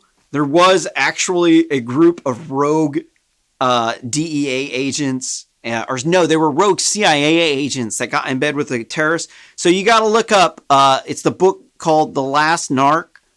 And this guy was involved in the Iran Contras. He was a DEA narc undercover agent that worked with the cartels, taking down the cartels before they got really big and violent. And there was what they uncovered in the and what you can get proof of in the book The Last Narc is that there was a group of rogue CIA agents that they were a sleeper cell after World War II that were supposed to stay behind in Europe to infiltrate the communists. Right? Sounds legit, right? That's a good reason to have a sleeper cell. So this sleeper cell ended up getting in bed with the Vatican. They had the Pope involved, and they got in bed with the terrorists, the cartels, and then there was that Iran Contra And then the CIA was smuggling in massive amounts of cocaine and crack into the ghetto with Freeway Rick Ross, and with that one plane of CIA coke that got downed. And so he was talking a lot about that. So a lot of the stuff, the reasons why these people think this stuff is backed up in reality. I think some of it they're saying just because it's funny. And then some of it is old people and people who usually don't get very much attention. They start posting QAnon stuff, and then they get all this attention on the internet, and bam! I got a teleportation device. And they start going crazy, thinking they got some secret intelligence in a Q drop, and that they gotta help protect Donald Trump from the deep state pedophiles. And then it starts to go down the shit chute into crazy land real quick. So that's really the problem. Is it far right? I mean, what does this have to do with Nazism? It's I know how like these leftists like to broaden definitions so that they could paint their opponents as far right racists, xenophobes, so that they can discredit them with straw man argument. But really, what does any of this stuff have to do with racism, xenophobia, homophobia, which is basically toxic masculinity, right? I guess that's toxic masculinity is far right because being a man is bad, because in this world you're only allowed to say nice things that people like on the internet, because we now live on the internet nowadays. And if you say anything that's not nice, then they're going to come after you and they're going to cancel you, because people can't, they have thin skin and they flip out and they think that you're talking about them when you're just making a general statement about society, but they can't tell the difference between the pronouns, and they get hot-headed and they flip a wig. So people want to shut people down by controlling what this far-right thing means, but the reality of it is it's had left and right politics has had a very concrete definition for a long time. It's like social hierarchies, whether or not they're a flat social hierarchy. Some people refer to this as cooperative, or whether or not it's a steep social hierarchy. At least these are the ones on the left. So then the flat social hierarchy is on the left. Farthest left is anarchy. I guess that's this way. Reverse for me. The farthest left is anarchy, and then there's anarcho-communism, and then there's communism. Those are like the three flattest social hierarchies that you can have. And then on the far right, you got your steep social hierarchies, which is like where you got concentration camps with slaves. Basically, if you have slaves and you have a group of people that you target, and there's one class of people who has a lot of rights and property, and then there's a group of people that you treat very badly, that's far right. So like KKK, that's far right. Nazi, that's far right. But the thing is, all these communist countries turned into far right because they went from this, because communism theoretically is supposed to be good, except for the whole thing doesn't pan out. It doesn't work out in reality. It's just a theory. And once you get this like class of people who like the Chinese Communist Party or the USSR, whatever, I forget what the name of their Communist Party was called. When you get this group of people that develops a social caste, and everybody else is not be able to join into this group of people, and you have gulags where you're mass murdering millions of people, it's functionally no different than what the Nazis did. I mean, really what the Nazis said was like, communism doesn't work because it's non-competitive. People don't compete with each other. So they're going to compete with each other for the top slot, because capitalism was quote unquote evil because it caused people to get wealthy and then they wouldn't share with everyone else equally. So this is the mind fuck about Nazism that people don't understand, is that they weren't doing it to make the world work like a hellhole. They were actually doing it to make the world a better place. I know it sounds misguided, but everything in Nazi land is, all the signs are backwards. They all go to the same place. So they thought they were just going to get rid of the Jews and then they would not have to be like that to anyone else. They weren't actually like racist against black people or Japanese people. No, they thought countries needed to compete with each other and that countries were like based around ethno-national borders. And that instead of having communism where they shared everything equally, they would compete for the top slot and then they would have money and you could have private property. So it was, but then the government could own the businesses and they wanted to do it so they could just smash their political opponents because they wanted to, you got to understand what was going on back in that time. I did a lot of studying on it and it becomes crystal clear when you look at what they were doing, what they invaded Europe for. They didn't do it so they could kill the Jews. They did it because on one side of them, they had Russia, which was massive, huge. They could take them out militarily. And then on the other side of them, they had the capitalists. They had America, which was massive and huge. And they wanted to be the size of America. This was the key that you can find in Hitler's writings in his last final memoirs, when he talks all about why he, justifying what he did, was he did it because he felt there was the Red Scare. They thought the Reds, quote unquote, the communists, who they said the Jews were with, were coming, and they were mass slaughtering people in the Ukraine, in the Holodomor famine genocide. So they were having conspiracy theories. I got a point here. So they were having conspiracy theories that, okay, first off, I know it's a little bit of a tangent, but it is important. I'm trying to explain to you why QAnon is not far right and then why they're saying it's far right. So before World War II broke out, Germany was not racist or anti-Semitic, which sounds crazy, but it's true. Why? Germany's a landlocked country. They weren't involved in the transatlantic slave trade.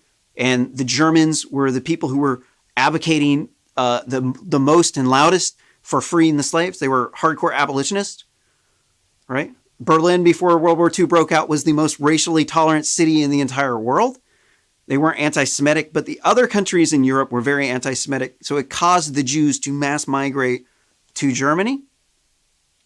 When the Jews mass migrated to Germany, they're brilliant people. And it's because they have a long history of people trying to slaughter them. So they become geniuses.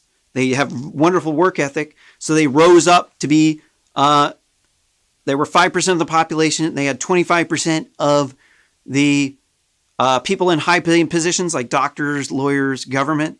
So they thought that the Jews were taking over because there were more of them in all the academic circles. And this turned the population anti-Semitic through conspiracy theories. And this is why they're saying that it's far right. And I'm not really buying that. It doesn't make sense on the surface because you're like, okay, well, what does this have to do with racism? What does this have to do with highly competitive, steep social hierarchies with the dominant class of people that brutalize an oppressed class of people? What does this have to do with communism on the left versus far-right Nazism? What are these? You're saying it's far right. How is it way far out on the political spectrum? Is it anti-government? That's not far right. Anti-government doesn't mean far right. You can have a far left anti-government person. You can have a moderate centrist anti-government person. You can have a far right anti-government person. Anti-government just means anti-government. So if they're saying that there's a cabal of pedophiles, they might not have evidence. They might be crazy.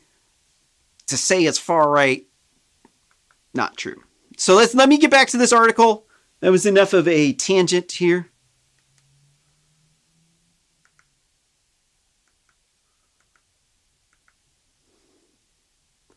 Sorry. Sending me notifications.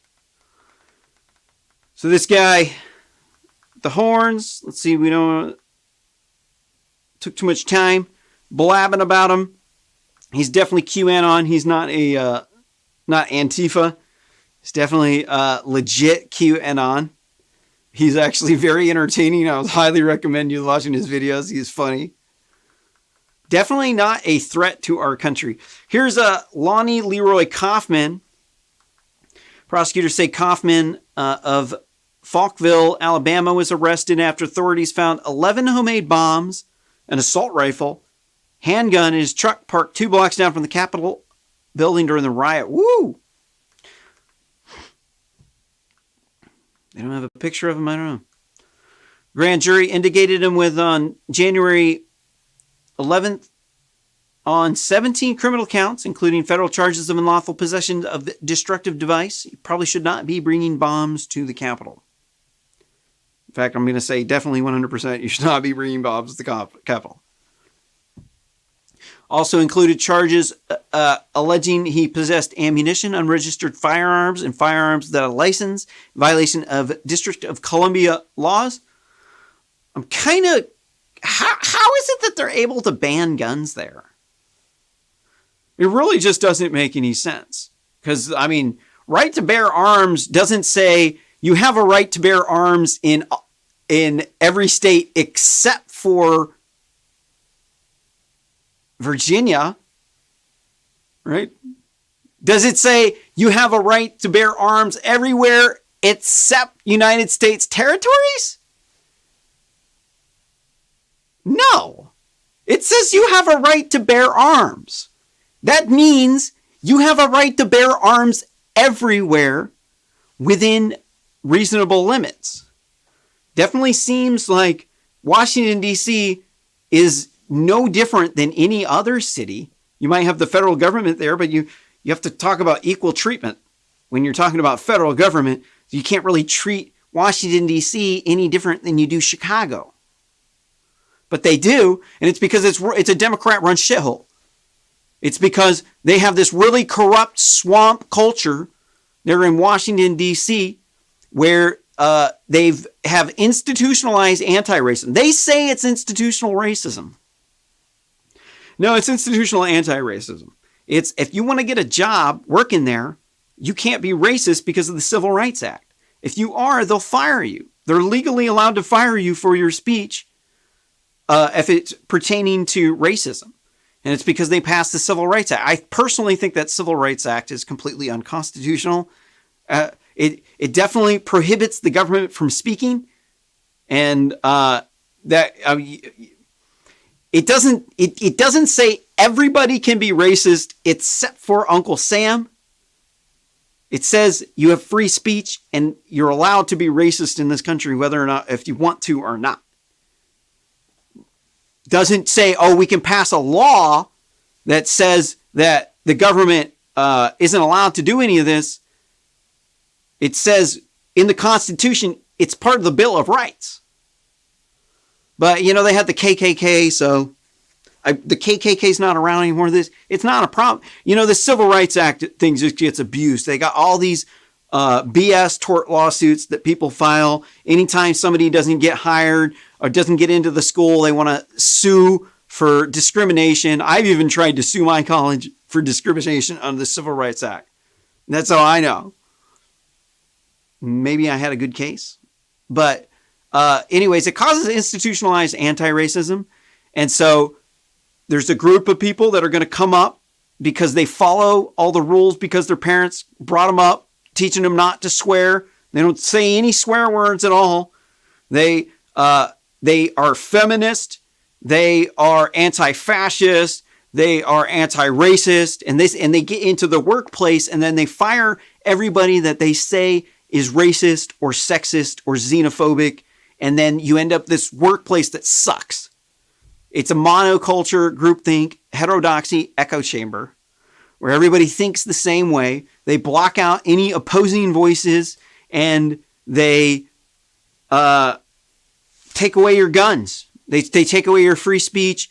It starts with, no, just give up your free speech in this context, because it's going to be for the there's people are going to get hurt, and if you don't give up your free speech, then you're going to there's going to be problems for you or for these people, and you have to act now. You have to be afraid.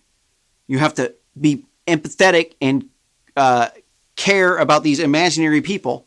And this is how they get you to give up your rights, is they say, there's this compelling reason. We need to take away there was some KKK people, and there was some racist people in the government, and there was some people that did some bad stuff. So that means we have to institutionalize anti-racism.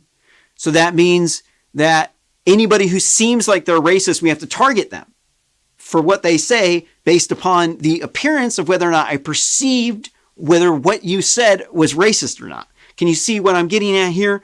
This is very much so ripe for abuse, because people are going to start targeting people because they're having a bad day at work, and then somebody said something they thought was racist, and then they fire them. They ruin their life. They smear their name. You can't get a job in this town again because their crony group controls all of DC.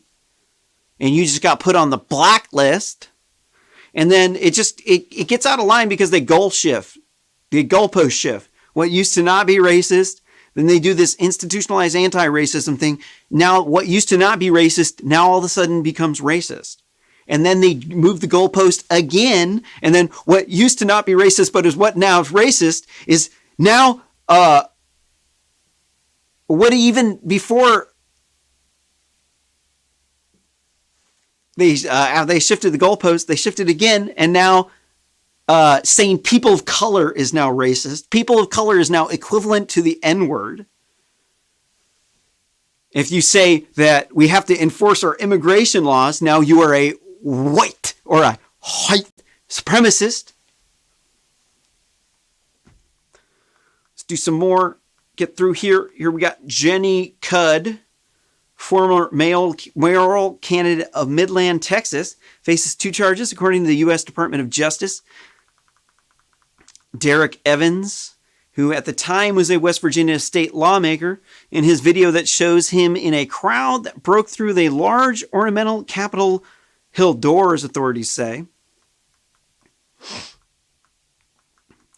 Douglas Jensen, video shows Jensen, 41, chasing a black Capitol police officer up some stairs during the riot. According to the Con News Network comparative analysis of his booking photo and post on social media. Here's the guy with the podium, and you can see him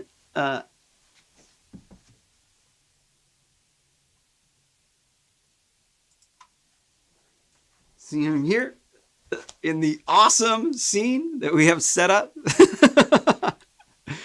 You got to admit, I've been getting pretty good at setting up these green screens. This show was a pain in the butt to set up. The live stream has been crashing. It's been an hour and 55 minutes. It hasn't crashed so far, but the show has been down just because the computer is such a butthead. And I got a new computer, and then I thought it was going to be fast enough, but it wasn't. And then I had to go back to the laptop. But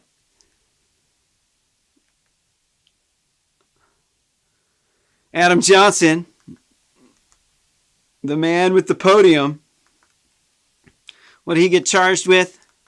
Accused of stealing the House Speaker's lectern.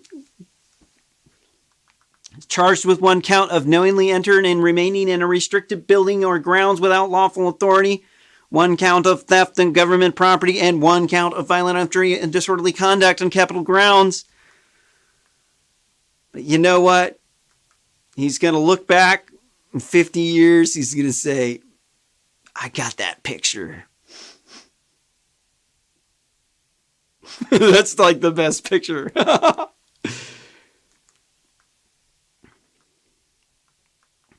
Personally, despise Nancy Pelosi.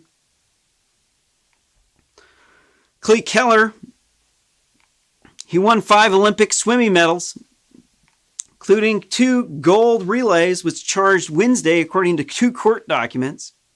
Keller was charged with knowingly entering and remaining in a restricted building on grounds without lawful authority, violent entry and disorderly conduct on Capitol grounds, and obstructing law enforcement, engaging in official duties to incite civil disorder, according to documents filed in the U.S. District Court of Washington, D.C. That is a mouthful. How many more people we got?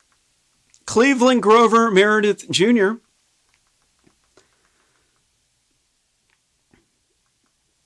he arrived in D.C. from Colorado on the day of the riots with hundreds of rounds of ammunition and an assault rifle. He texted acquaintances on the next day he wanted to shoot and run over Pelosi. Authorities said in court documents it's not acceptable. I hate Nancy Pelosi's guts, but can't be doing any of that stuff. He was charged with making interstate threats to Pelosi in possession of an unregistered firearm.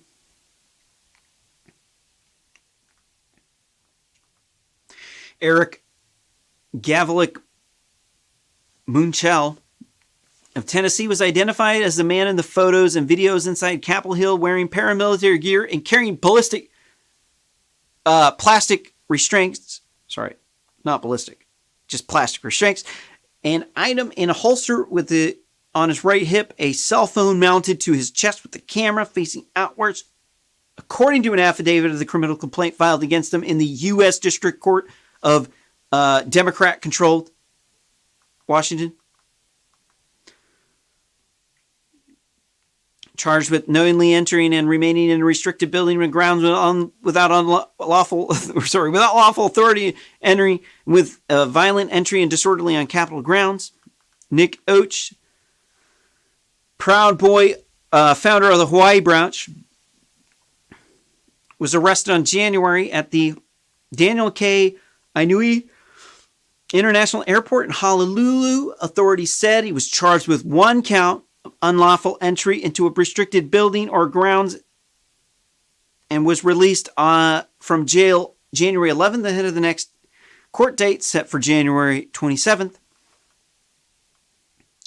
Here we got the Nazi dude in the Camp Auschwitz shirt got busted.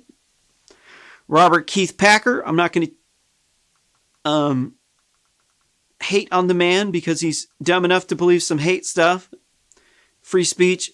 They censor my speech. I get pissed off. Everybody's got a right to be stupid. You want to fight hate, fight it with love. You can't influence them if you just completely ostracize them and kick them out of the community. That's why they're haters. Packer, Virginia, has been identified as the man who was inside the Capitol wearing the sweatshirt emblazoned with the phrase Camp Auschwitz, according to 3 sources who spoke with the Con News Network.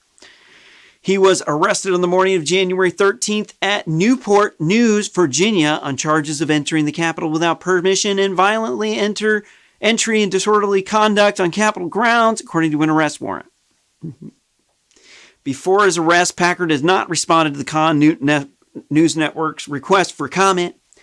Image of the sweatshirt bearing the name of the Nazi concentration camp where approximately 1.1 million political dissidents were killed during World War II evoked shock and disbelief on social media. Most people think that they killed the Jews just because they hated Jews. That's not actually true. They actually killed the Jews because they were political dissidents and they were only half of the people who were in the concentration camps. So when you think about the Holocaust, you really should think about the other 6 million people who also lost their lives in these concentration camps that were not Jewish. A lot of people just completely brush over that. They think it was messed up.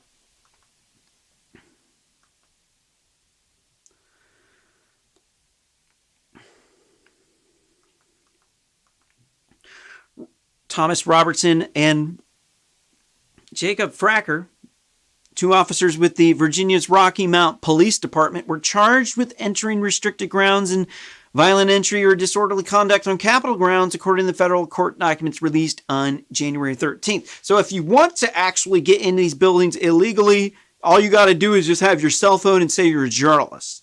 But if you're not taking cell phone videos to put them up on your YouTube channel, you're not a journalist, and then you can't do it. You got to go to jail like everybody else. Robertson Fracker, off duty at the time, posted a photo in front of the statue of Revolutionary War General in the Capitol building during the riot, with one making an obscene hand gesture. According to the federal complaint, what is obscene hand gesture? You can make obscene hand gestures? This is confusing. How is it possible to make an obscene hand gesture? Like, look up what an obscenity is. An obscenity is something that's morally irreprehensible, something that's just absolutely terribly disgusting. So, for instance, a picture of somebody defecating themselves, 2 girls, 1 cup, that's an obscenity. Pornography, it's an obscenity. Kids aren't supposed to be having it. Showing pictures of animal abuse, it's just inappropriate. It's like disgusting. People just don't want to see that. How on earth can you make an obscenity with your hands? Was a Nazi salute an obscenity? I mean, maybe if it's like flipping somebody the bird, that's not an obscenity. A white power symbol, that's not an obscenity. It's maybe it's if they did the okay hand gesture, because some people think that it means white power because you can look at it 2 ways. You can I'm not going to do it on camera because some jerkwad might try to flag my videos, but you can hold up your hand next to you. I'm just not going to put my hand up there, and you can flip your hand both ways. One say it says okay, one way it says WP. It just depends on which side you're looking at it from. That's the reason why the Proud Boys do that okay hand gesture, is because it depends on what you say. It's a white power sign. It looks like an okay to me, right? That's why they do it. I mean, maybe if it's a sexual act, I don't know. I really don't think that would be an obscenity. Because if you did it on the internet, like on YouTube, probably wouldn't get taken down.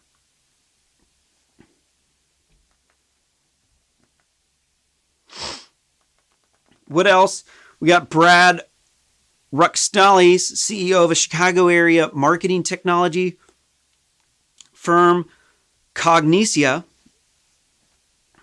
Ruxtale's breach to the U.S. Capitol, was arrested by authorities. I'm tired of these things, dude. How many more of these? Andrew Williams, we got a firefighter. I'm so sorry. I just subjected you to this. Got Kevin and Hunter Seafield. There's so many of them. I've lost the will to even read these anymore. Stick around. This live stream is not over. This video is, but there'll be some more stories here in just a second.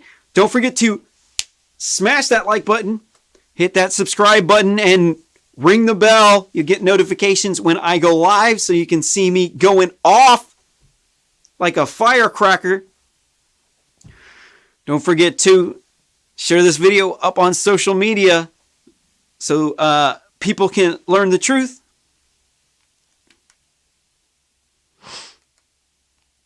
Oh my gosh, that was so long.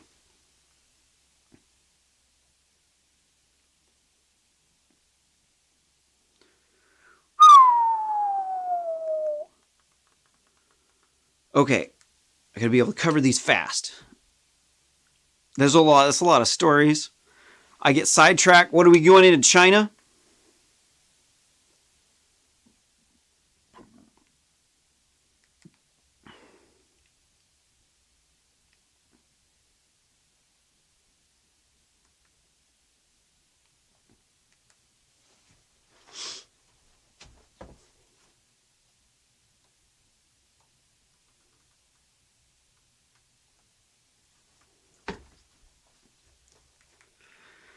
In our next article from the Hill of Fake News, 4 in 5 say U.S. is falling apart, survey.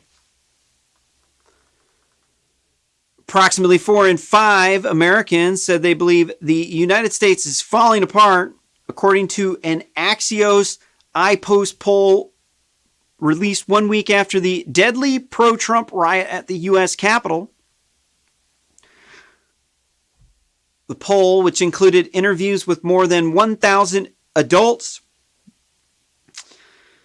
so there's 333 million people in the United States. So if you sampled 1,000 people, let's take 3 zeros off of that. That would be 1 in 333,000 people that they called. So it's not a very representative sample of the American population.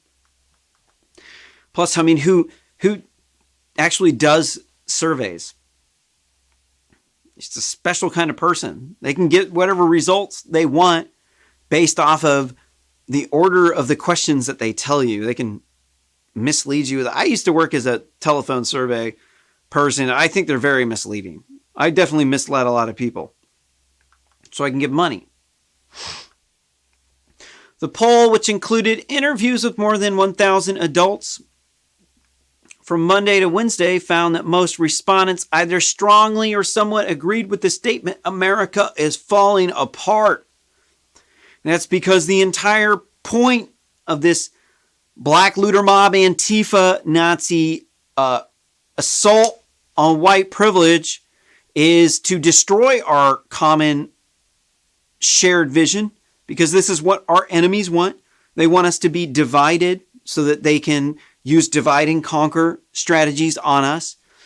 And when we turn on each other because of anti-racism, because of radical feminism, because of anti-Islamophobia, what we end up doing is destroying our shared vision, destroying our respect that we have for our neighbors, harming our neighbors and our friends' reputations so they can't get jobs, at times outwardly preventing them from getting jobs. This destroys our economy. This is what China wants. This is what Russia wants. This is what Iran wants. They want us to fall. China wants to be the world's #1 superpower. They want us to be communist. They want it to, actually, they're pushing National Socialism. It ain't communism. They got money. You can't have money in communism. The two things are mutually exclusive. The entire point of communism is that there's no money. If you want to put money in it, it's called National Socialism. So, poll report of blah, blah, blah, 4.6 percentage points released for the era. I think it's a bunch of bullshit. They're like, okay, I live in Oregon. When you run the numbers, there's about 150,000 registered voters. My state, Oregon, about 4.5 million people. So, what they're saying is they called up 35 people in Oregon, and this is an accurate poll based on the alcoholic that they got to answer on the landline. Sure. Right. This one, although I'm going to give them a little bit more credit, they're at least not trying to say that it's 2.8% accuracy. That's just stupid. They're saying out of the entire state of Oregon, they only messed up with one. Only one person gave them bad data. This is just horseshit nonsense. That's horseshit nonsense. It doesn't make any sense. All these polls are fake. They're just there. They're pushing them to try to push a political agenda. What they're trying to do here is they're trying to show, what they're doing is they got Democrats or Republicans paying for it. It's probably a Democrat paid for a poll. And what they want you to say is the country on the right track? Yes or no? No, the country's not on the right track. Okay. Do you believe that Joe Biden's that this thing about Donald Trump that really pisses you off makes our country more or less of a safe place? Oh no, I hated what he did there. Like, okay, do you want to vote for Joe Biden? Yes. Like, yep, okay. And you're like, that's how they rig the elections. I used to work as a telephone pollster. I know how to do it. I used to make double the amount of money as the other top paid person at the polling place that I worked for. I was really good at suckering people in. I know how to sweet talk them. I can do it because I got that southern accent from Missouri. So I can get those older people on the phone. And the women, too.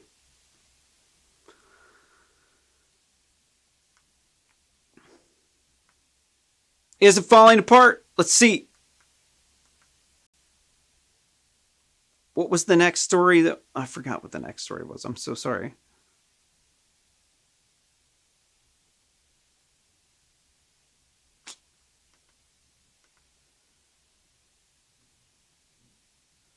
Right. Well,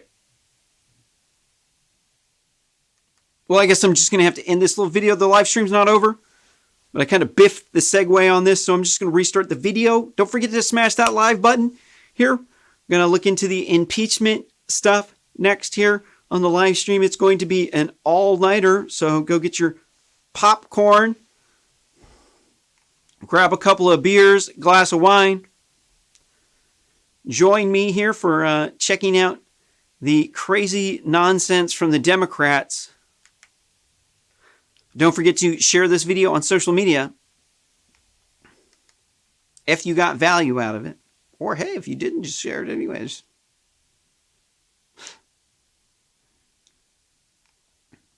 Damn it. I'm having trouble with this one. In our next article from Rioters, rooting out that truth. U.S. House impeaches Trump for a second time, for the first time in U.S. history. 10 rhinos vote yes. Republicans in name only. Donald Trump on win. And you got to remember there's 465 people or 435 people? I can't remember how many people are in there. I think it's 435.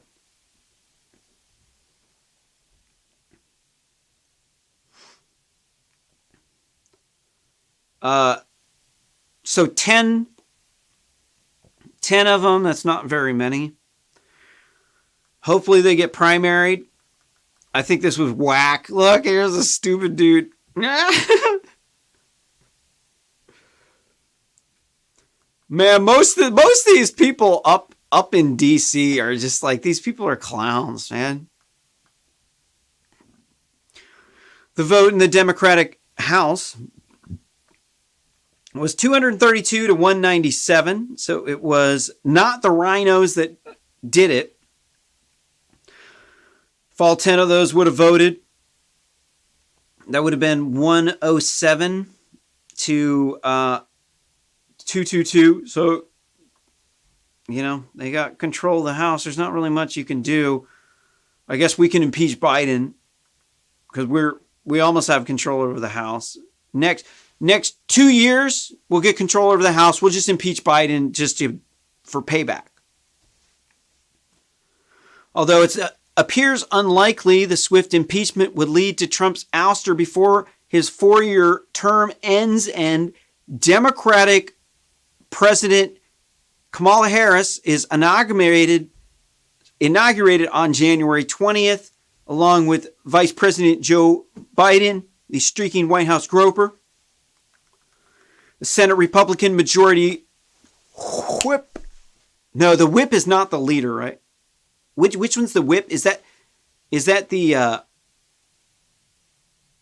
don't know what the whip does. Majority Leader Mitch McConnell rejected Democrat calls for quick impeachment trial, saying there's no way to conclude it before Trump leaves office. So if you're not paying attention to the time frame, I don't know if you've ever heard of a trial that has gone this quickly. So like the Capitol Hill riots happened on the 6th, And the Capitol Hill rioters have not seen their day in court. This is supposed to be like a court trial here. This is supposed to be like a grand jury. This is the identical thing to a grand jury with indicting the president. It's called an impeachment. It doesn't mean that he's guilty. It means they formally levied charges against him. So in order to formally levy charges against him, maybe you should have some evidence, present some witnesses, maybe have a hearing on it. No, they just voted. They didn't actually look at the evidence. This is a political prosecution. This isn't about anything that Donald Trump did. This is something that he said that pissed them off, and that they were able to blame the actions of the black looter mob Antifa Nazis who organized the riots on Trump.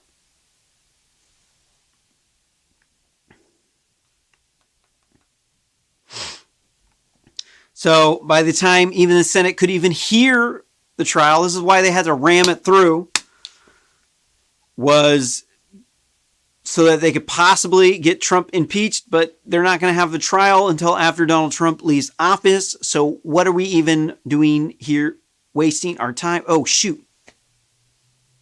What are we even doing here, wasting our time? Right? I accidentally stopped pressing record. I'm trying to chop up these videos. So I missed a couple of seconds there on the recording. Was talking about the trial and how it's a political prosecution, and they didn't do a trial in the House. They just voted based on no evidence, no witnesses, no testimony. And in the Senate, they're not going to be able to even hear the case until after Trump leaves, and then it's a moot point. You can't impeach a ex-president. It's not possible. It doesn't work that way. You can only impeach the current president. But if they want to impeach Biden for what Trump did, we're on board with that. It doesn't say to impeach a specific president. It says to impeach the president. So if you're going to make the accusations that you're going to impeach a president, we're just going to switch that over to Joe Biden and just impeach the guy. Like, oh, well, they sent this. We're just going to switch the name over to Biden. I don't know if they could do that, but we should probably try. The House passed a single article of impeachment, a formal charge accusing Trump of incitement of insurrection, because apparently a political protest is the same thing as an insurrection. Doesn't matter whether or not they fired any shots. Now, the one dude hit that cop with the fire extinguisher, which was not cool at all. Now, that maybe you could say is the same thing. I don't think so. Because aren't Capitol Hill police, aren't they are they federal employees? I don't know. I don't think they're DC cops. I don't think they're city cops. I think they're federal police. But I don't know. If you want to fact check me down below, down there in the comments.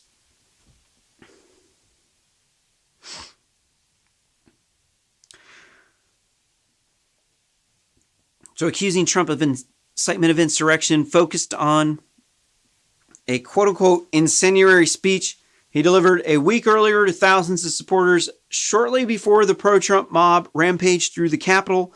It was 15 minutes. What are they talking about? His speech wasn't even over by that time. He said, they're saying that it was a speech that he gave. No, the people were already over there. They had planned that riot. They were already pretty far away from Trump's speech, breaking down the barriers 15 minutes before it was over. And Black Looter Mob, Antifa Nazi, John Sullivan,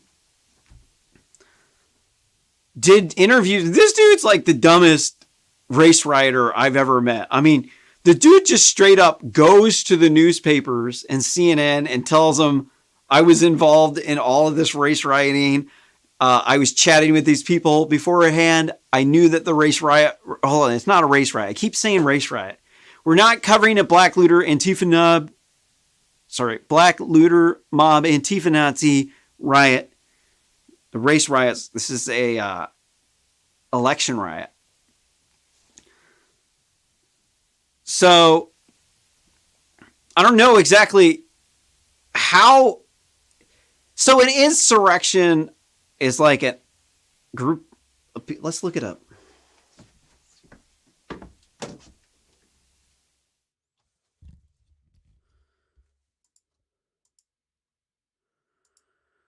Okay. So an insurrection is act or instance of open revolt against civil authority or a constituted government. An uprising wasn't an uprising. It was a protest. They broke stuff, so it was a riot. It was a protest that turned into a riot. The act of rising up against civil authority or government restraint, specifically the armed resistance of a number of persons to the power of the state, incipient or limited to, or limited rebellion. Was it a rebellion? Was it a protest? They're saying, I mean, the one side's saying the election was rigged. I'm not saying it was. I'm not saying it wasn't. I'm just saying that Kamala Harris is now your president and that Joe Biden is now your vice president.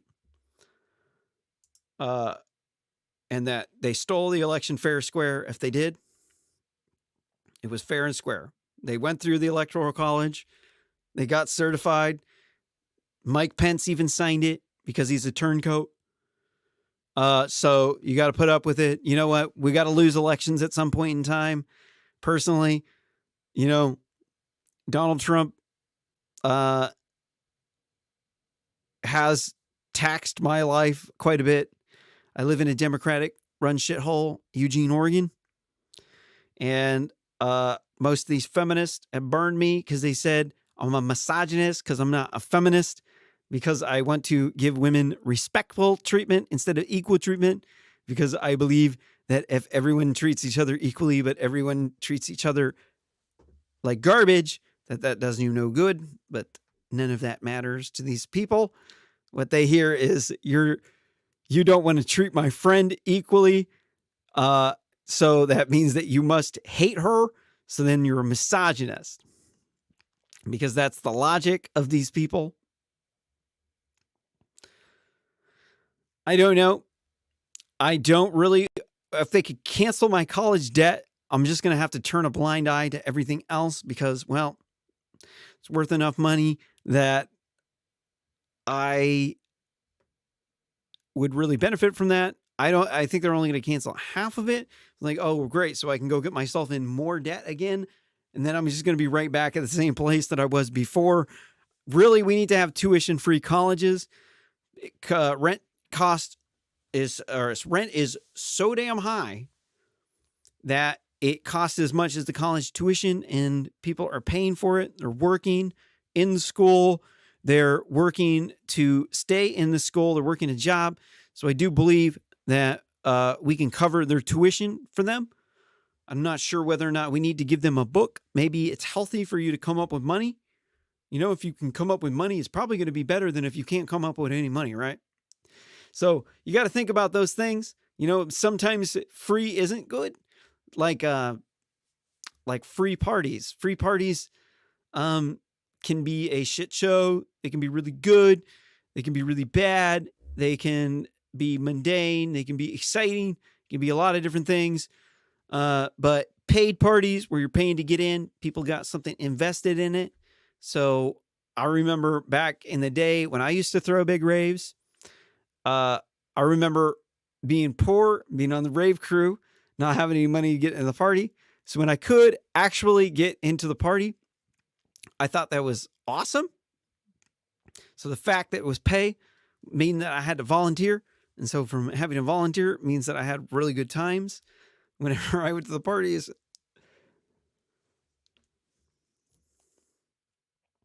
What else is there here in this article?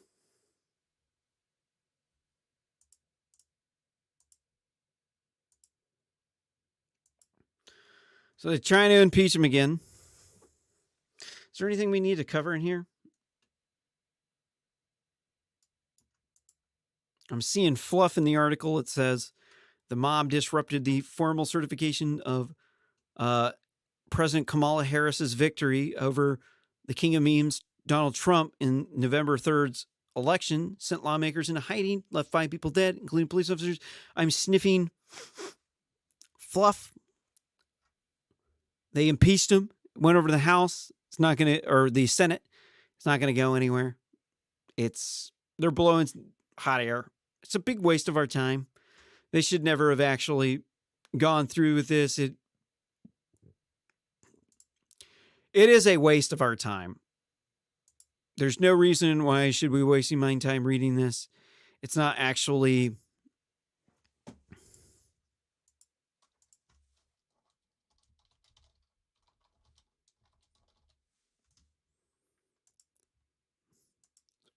sorry. Something I'm trying to fix real quick.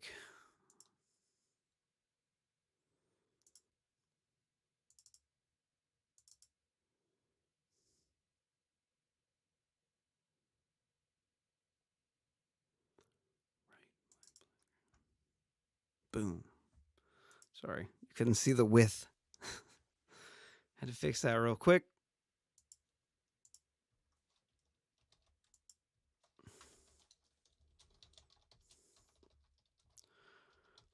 So, tell me your thoughts.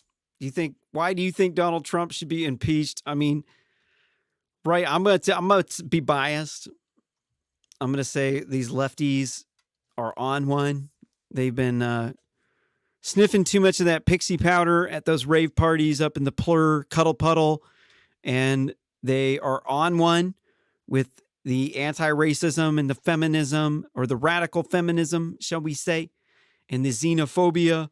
They think some conspiracy theories that there's these white supremacists that are these racist Republicans who are oppressing the minorities in the big Democrat cities from the poor red rural states. So there's no real, you can't really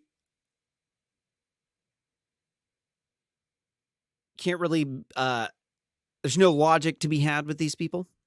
The logic is long gone out the window. They're pretty much just as bad as the QAnon people with their conspiracy theories. They think that Donald Trump is this Russian asset. They've been trying to impeach him for years because they think he wasn't a legitimate election. Let's look up so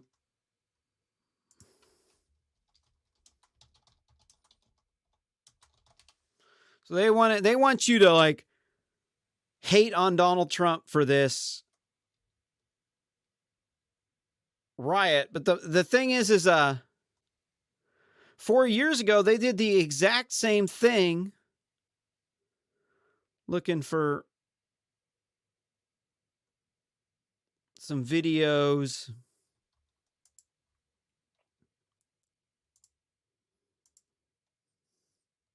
Very strange incident.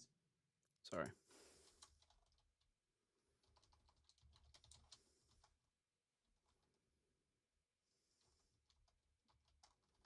Don't know if that'll do anything. Nope.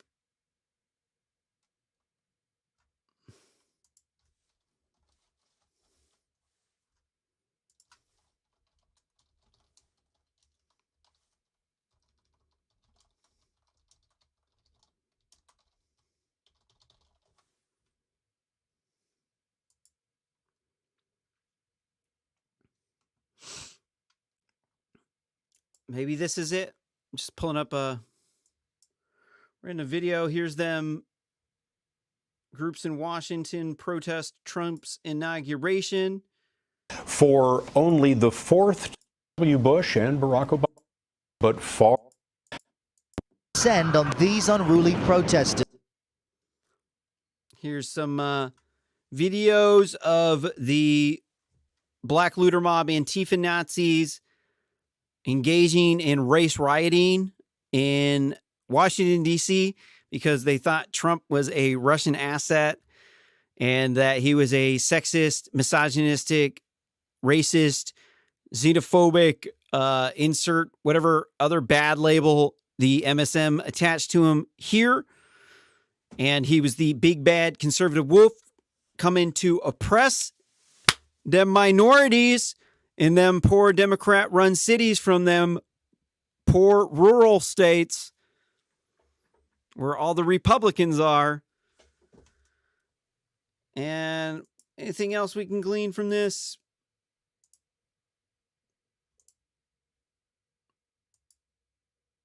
Trump mocks reporter with disabilities. Look, fake news. Trump never mocked a reporter with disabilities. Trump did that hand gesture because there was some dude that ripped him off for a lot of money a long time ago, and he was a choker. And he did that gesture whenever he would get accused of, whenever he got accused of ripping Trump off. And he'd say, "Oh, I don't know what I'm talking about." And that's why he did that. He wasn't imitating somebody with cerebral palsy or MS. I don't know which one of those. I think both of them do that, right? He wasn't disabling or mocking a disabled reporter that was fake news. They just made that up. It never was true. Didn't have any sort of truth to it at all in any way, shape, or form. It was a lie from the start to the finish. There was not a single gram of truth in that big fat lie. Not a single one.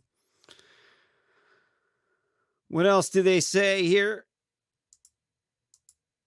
Say, stand with immigrants, say no to racism, because apparently all immigrants don't want to enforce our immigration laws. This is stupid. So not every single Latino is from the same place. People in Venezuela, we're about to cover some articles here, so I'm not going to go too much into immigration right now. But people in South America don't like it when people from South America, other South American countries, mass immigrate to their country. People in Europe don't like it when people from one side of Europe mass migrate, like from Turkey. They don't like it when they mass migrate into Europe. They don't like it when mass amounts of people migrate from one place in Africa to another. They don't like it in India when the Muslims mass migrate into India. Nobody likes it. Nobody in the entire world likes it. Every single culture out there, period, every last one has instincts for self-preservation. It's a fact. We're humans. We have instincts for self-preservation. It's just part of being a human, to preserve our own culture, our own traditions, and our own way of life. Because if you don't do that, your people are going to die off. You're no longer going to be on this planet. What is the point? What was the point of your bullshit culture? Sorry, I'm not trying to. That wasn't good. What is the point of? Hold on, I'm not. If your culture just dies off, then it's just like a bunch of bullshit. Like it was just a bunch of shit that people thought that was just kooky, weird stuff. But it's not. Your culture is important. It's important for the world. It's important for diversity that we have these cultures. We can't just mass migrate and wipe out people's culture. Mexicans don't want Americans mass migrating to Mexico. Canadians don't want Americans mass migrating to Canada. Americans don't want Mexicans or Canadians mass migrating to the United States. Oregonians don't want Californians to mass migrate up to California. The East Coast doesn't want the West Coast to mass migrate over and just take out their culture. They don't want to They don't want mass amounts of Latinos coming in from mostly Mexico or these poor Central American countries or places ravaged by the drug war. They don't want these people mass immigrating into red states, changing them from a red state to a blue state. That's not, no. We have this thing called self-governance. I don't know if you ever heard of it. It's where people can govern themselves. So when you bring in people from other countries, and then those people are such a large group that they dominate the voting system and they live in different communities, they're not in your community, but they make the rules for your community. And there's a big problem with this, dude. People don't want to do that. But these people are stupid. These people really irritate me because they said Trump wanted to build a wall like it's racist. It's a race wall. This is stupid. 4 in 5 Mexicans get past, or 4 in 5 border crossers get through the border without getting caught. Here we can see from the Migration Policy Institute pro-immigration website. You can see that in 1990, 13.4% of children born were immigrants, were from immigrants. In 2019, that number balloons up to 25.8%. Here in my state that I live in Oregon, 1990, the percent was 8%. 2019, that percent is 22.3%. Why?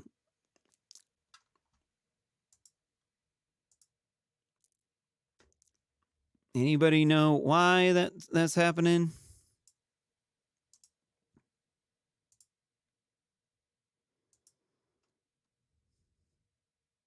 Sorry, I'm trying to get out the thing.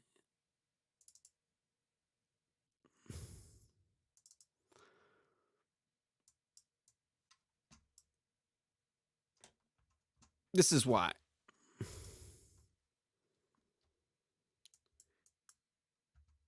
You're back in the 60s, you can see the vast majority of immigrants came from Europe. This wasn't very long ago. My mother was born, she was like a teenager back then. And then this happened. Then all of a sudden, there was an explosion in immigration from Latin America. So you can see over here, about 25% of the immigrants come from Mexico, 50% coming from Latin America, and Asian populations exploding. Chinese Nazi Party has been sending children of the Chinese quote-unquote Communist Party members over here to purchase up large amounts of land. There's massive amounts of people flooding out of just about every place where there's a bunch of poor people. They all want to come here because they all want to live the life that we have. But it's like, if we brought in 1 billion people, dude, we're going to be dirt poor. We can't, like, there's a limit to how many people we can bring in. But this is causing rapid demographic changes. It's causing it so that white people are going to be the minority in this country in like 2048. And 4 in 5 border crossers are getting through. We got like millions of these people coming up. Dude, we can't just like we can't take in everybody in the world. They're saying, oh, I need to get, what do they say? They're like a refugee. They're going to get asylum. Yeah. Like, no, I'm fleeing. There was people selling drugs and there was gangbangers there. And so I need to flee. So I'm going to flee, not to my neighboring country, not to another country that speaks the same dialect of Spanish as me. No, we want to go to America so we can get more money because they have a higher living standard there. So we're going to go over there through Mexico. We're not going to try to live in Mexico, which a lot of people would say they want to live in Mexico. I mean, there's some cartel stuff, but like that's only in certain areas. They don't want to go south. They want to go through Mexico and illegally enter to the United States. And that's BS, man. That's BS. Why don't we flood down there and take over South America? Why don't we just like flood into Mexico and just take over? Because they wouldn't want that. Because Mexicans wouldn't want that. Right? Like when your neighbors don't want you crossing over, but hey, you know what? I can't. Got to get back on track here. So we just covered, what did we just cover?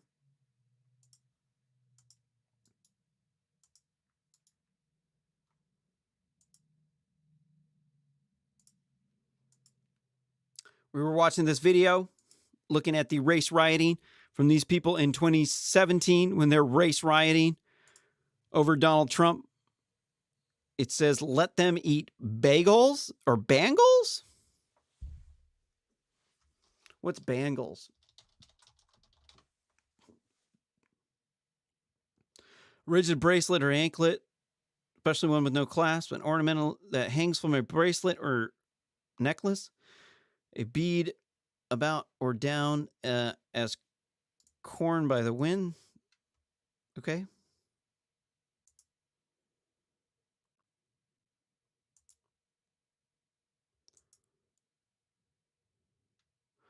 All right. Kind of bizarre, but okay. Anything else? I don't think there's anything else on there. I think I spent too much time on that.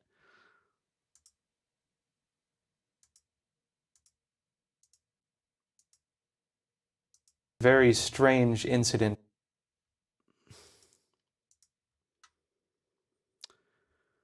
We were going through the inauguration thing and then I got sidetracked. Look, that's it for this video, but stick around. It is a live streaming from the top of my consciousness, and I'm going to be dropping more real news here to come. But don't forget to smash that like button. Boop, boop, boop. Hit that bell for notifications for when I go live. Share this video on social media so all your friends know I exist. If you want to see this show grow, I've been struggling with low viewer count, but we're getting better quality production, I think. Stick around. We got more stuff about China next, and then immigration after that. And then we got a bunch of cancel culture with crazy, kooky liberals banning crazy stuff and attacking white privilege.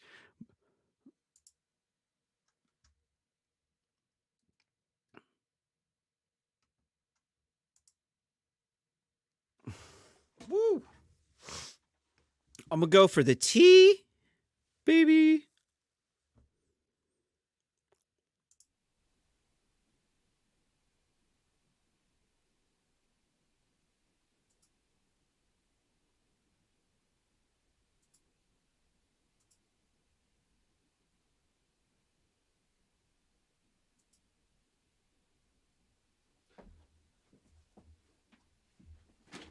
All right, we are going to try this.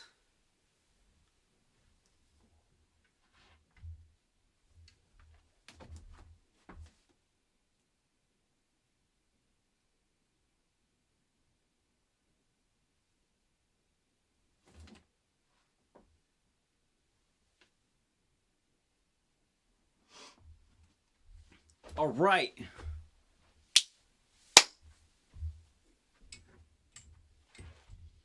Now I'm going to make some coffee. Let's get this okay,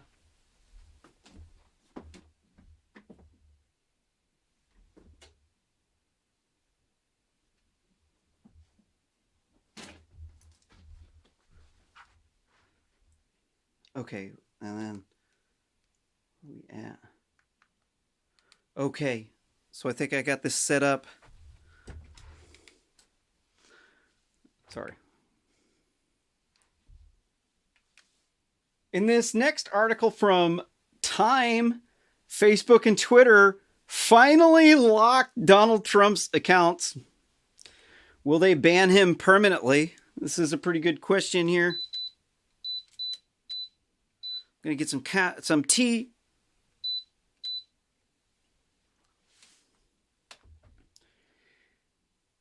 Facebook and Twitter imposed their toughest sanctions so far on the king of memes, Donald Trump, on Wednesday evening after he incited his supporters to storm the U.S. Capitol in Washington in an attempt to overturn his election laws. Did he do that? This is fake. That's fake news. What does incite mean? Here, American Heritage Dictionary is defining incite to provoke and urge on, to move to action, to stir up, to instigate, to spur on, induce, stimulate, urge on, ruse, fire, provoke, excite, encourage, animate, set on, drive, persuade. So did he persuade the crowd to do that? No. He obviously told them to not do that. I don't want to have anything to do with that. Did he excite them to do that? I don't think that he did that. Whether or not his claims of voter fraud are true, that's up in the air. That's up to a judge to decide. Are you the judge? Are you the jury? Are you the executioner? I don't know. I personally don't think that you're either any of those things. I don't think that he incited it. He told the people not to engage in violence.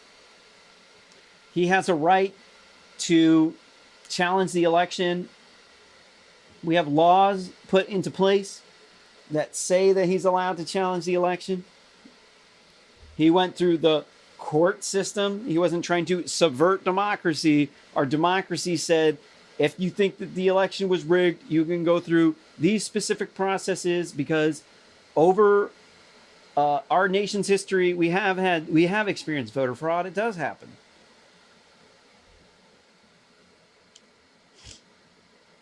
Account suspensions are the farthest either platform has gone in restricting Trump from broadcasting his message. Let me rephrase this. From restricting the sitting president of the United States from broadcasting his messages to the general public, to his tens of millions of followers. The move comes, and it's not just tens of millions of followers, it's everyone in America, because he's the president. Move comes after years of calls for social media companies to do more to stop the president from spreading misinformation, conspiracy theories, and threats that undermine democracy, because they are the arbiter of truth. They are the ones that know what is best for you, because they are the elites. They're the ones with the fancy degrees. They're the ones that won't hire you for the job because you're not elite enough. You don't know their friends. You don't know their language. You didn't go to their school. So you're not as elite as them. And then that means that that you're below them. But they'll tell you, oh, equality all day long. No, everybody's got to be equal, but then they won't give you a job. Like, all right, somebody's shit smells pretty bad here, man.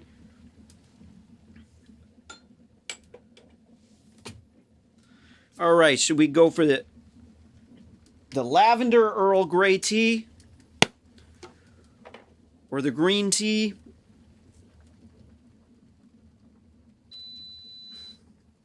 I keep going for the lavender Earl Grey. I used to really not like black teas, but I've been digging on the tea so far. Actually doing this loose leaf tea. Getting one of these things. You don't need to get one of those infusers. All you need is a measuring cup. We need a teaspoon and a 1 cup measuring cup. You put 1 teaspoon of the tea up in the cup. Fill it up with water. I'm going to put just a little bit extra.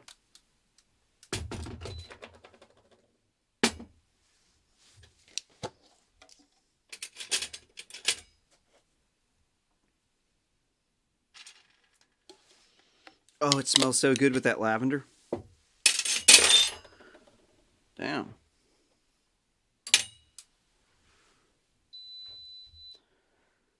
Twitter required Trump to delete 3 tweets that the company said violated their rules and said it would suspend his account from posting for 12 hours after the removal. If the tweets are not removed, the account will remain locked. Twitter said in a statement the tweets are no longer visible on his profile. The company said that if Trump violated their rules again, his account would be permanently banned. After the tweets acted,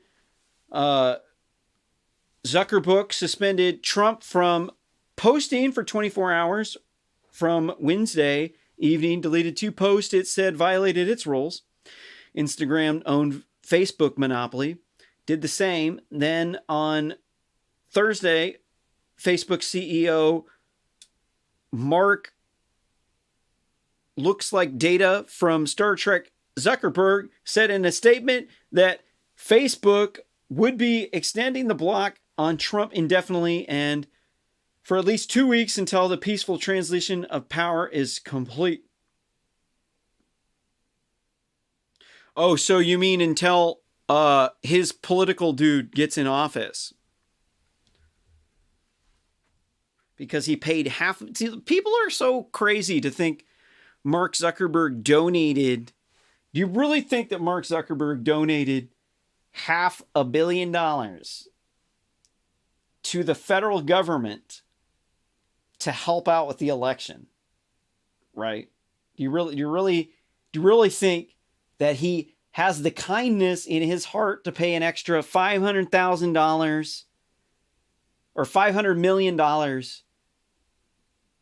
to help encourage democracy by giving the money to the United States government to use in an election? No. I don't think there's a single person alive that actually thinks that. No. Mark Zuckerberg obviously paid that $500 million because he was trying to rig the election by giving an illegal campaign contribution. He couldn't give the $500 million directly to China Joe Biden. So instead, he had to give the money to something that would comply with Citizens United.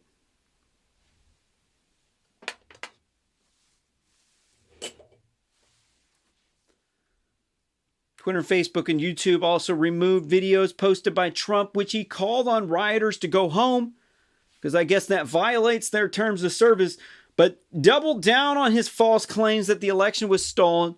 False claims is, I'm not saying the election was stolen because they're going to censor my channel, but you need to have a judge rule on that because they have statistical evidence. The evidence wasn't just Sidney Powell. The evidence was computer algorithms that were worked on by PhD scientists, not just some crackpot that Sidney Powell came out with that said he was some military intelligence person. Turns out that he just did training for military intelligence and he didn't actually work there.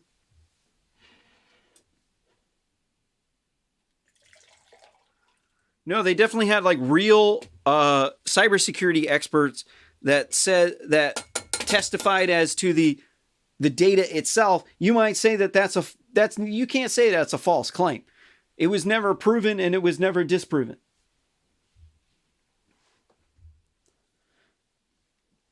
But I guess, when it's your people who are rigging the election through illegal campaign contributions like Mark Zuckerberg did with that $500 million donation. Supposedly he's just giving the money out of the kindness of his heart to the government so that they can have democracy. Yeah, right. He put the money into swing states so they can get Joe Biden in office because they're doing an antitrust investigation and they're going to break up Facebook. So he paid the money to rig the democracy so that Facebook wouldn't get broken up too. It's a business transaction, dude. He paid for it. He bought those policies fair and square, I guess.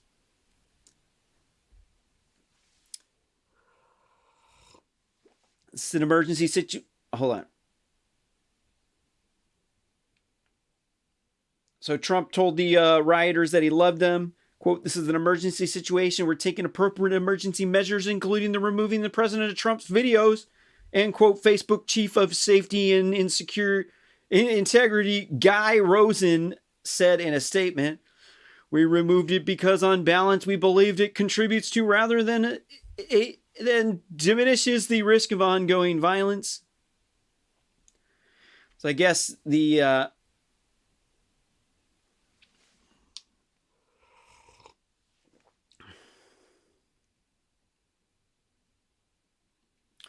mind. Lost my train of thought. Facebook and Twitter have long had rules against inciting violence on their platform, but throughout Trump's presidency, they've refused to suspend or ban Trump in cases where critics say he has fanned the flames of violence.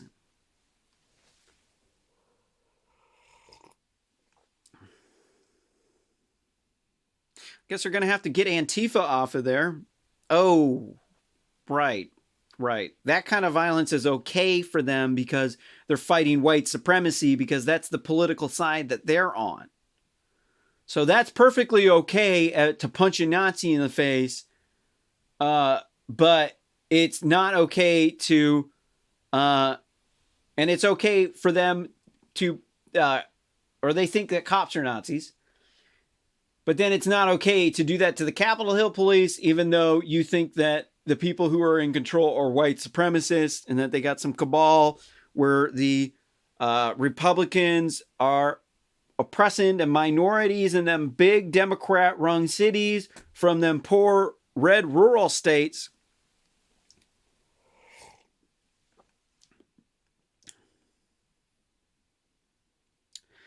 Blah, blah, blah, blah, blah. What do they got?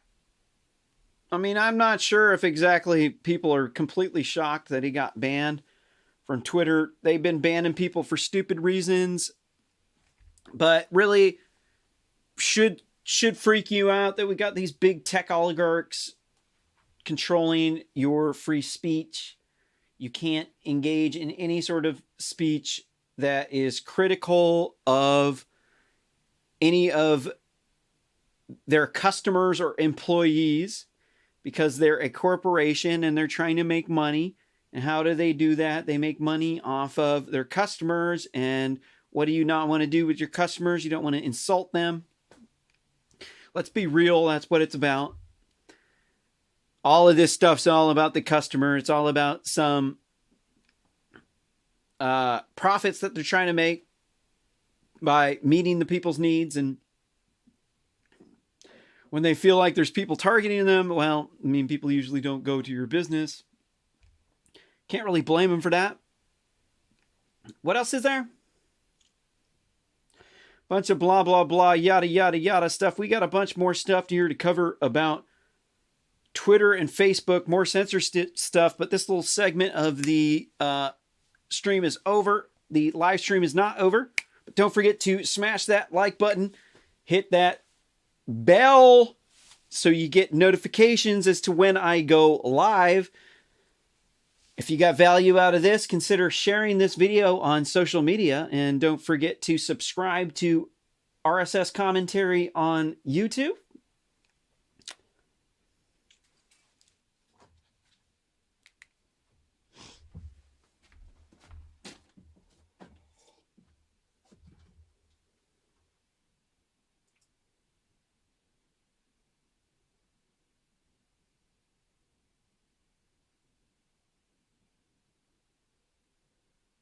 Ooh.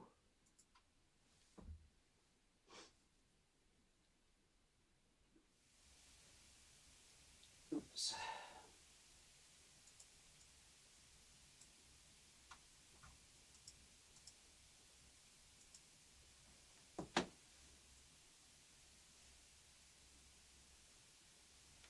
Just give me a minute.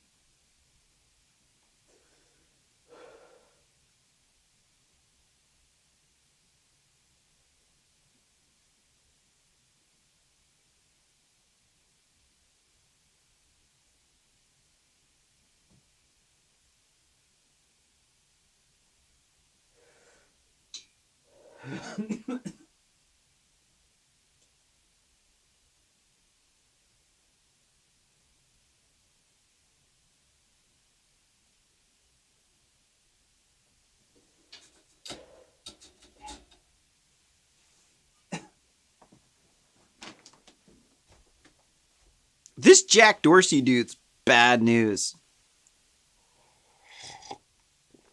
Gotta love that red face, huh?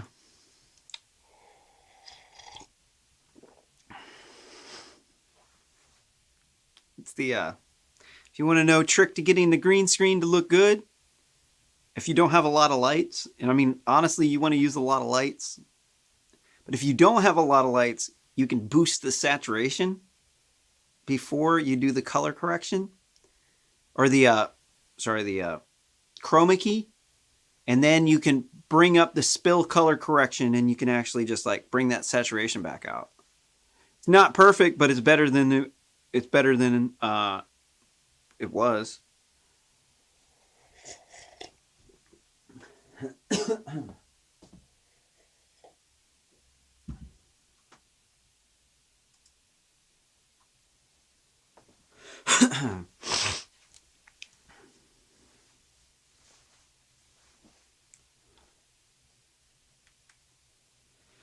In this next video from Project Veritas, Twitter is exposed for the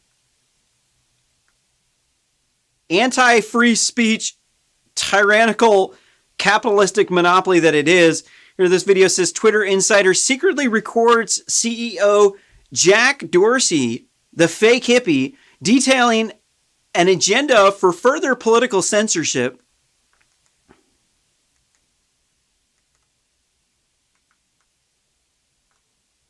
This is pretty par for the course for this guy. You know, I'm not really actually surprised that this came out. He's a fake hippie, dude. I live in Eugene where there's like a bunch of fake hippies. And so I know how these fake hippies operate. So I'm also an engineer, and I've dealt with fake hippies in the engineering community who are high up and have a lot of power. They're really abusive. So when you watch this video, I want you to pay attention to the tone of voice that this person uses. And I want you to notice that this person, when he talks in a very quiet voice. He doesn't have to raise his voice because he is a powerful person.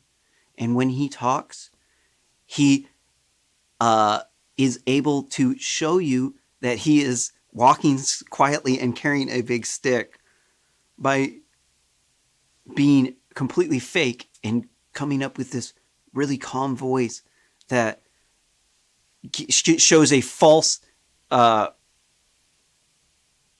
it gives you a false presumption of how good this person is. You should always feel free to express yourself in whatever format manifestation feels right. We do intend to do a full retro, as I said in my note. It is going to take some time. And then the other thing, just to close out a little bit, we are focused on one account right now, but this is going to be much bigger than just one account, and it's going to go on for much longer than just this day, this week, the next few weeks. It's going to go on beyond the inauguration. We have to expect that. We have to be ready for that. So the focus is certainly on this account and how it ties to real world violence, but also we need to think much longer term around how these dynamics play out over time.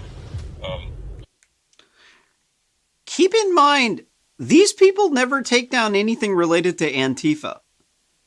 It's perfectly okay if Antifa is burning down our cities because that's for racial justice. That's on their side. It's okay when their people do it because the rules are for thee, not for me. I don't believe this is going away anytime soon. And the moves that we're making today around QAnon, for instance, is one such example of a much broader approach that we should be looking at and going deeper on. So, and the reason why they're targeting QAnon is because somebody on the internet called him a pedophile. So they got to take him out because somebody called him a pedophile. It's the reason for the rioting wasn't because, quote unquote, the election was stolen, according to Donald Trump.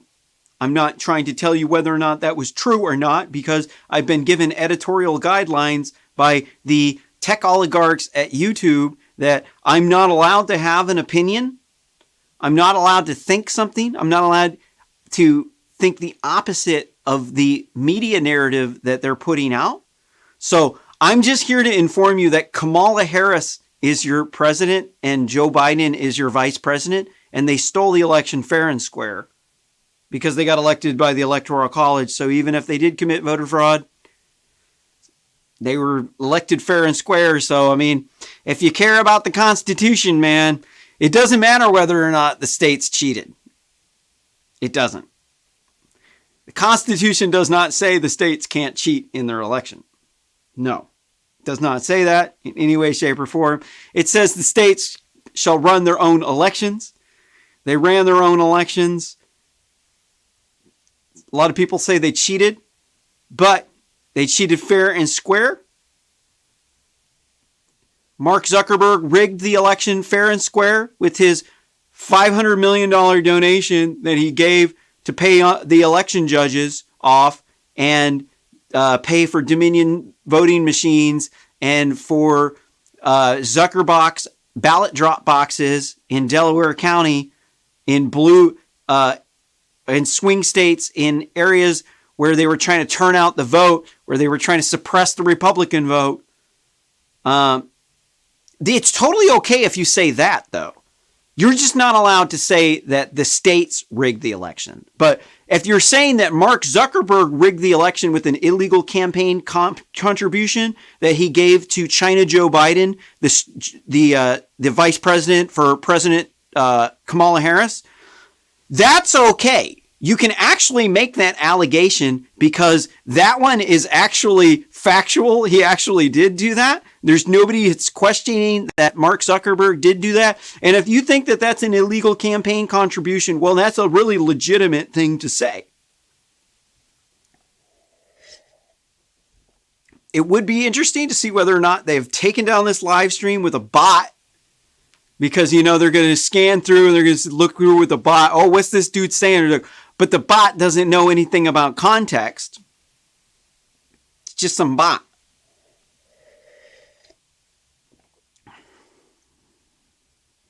C'est la vie. The team has a lot of work and a lot of focus on this particular issue. We also need to give them the space and the support to focus on the much bigger picture, because it is not going away. The U.S. is extremely divided. Our platform is showing that every single day, and our role is to protect the integrity of that conversation and do what we can to make sure that no one is being harmed based off that. And that is the focus, and that is the color we want to provide.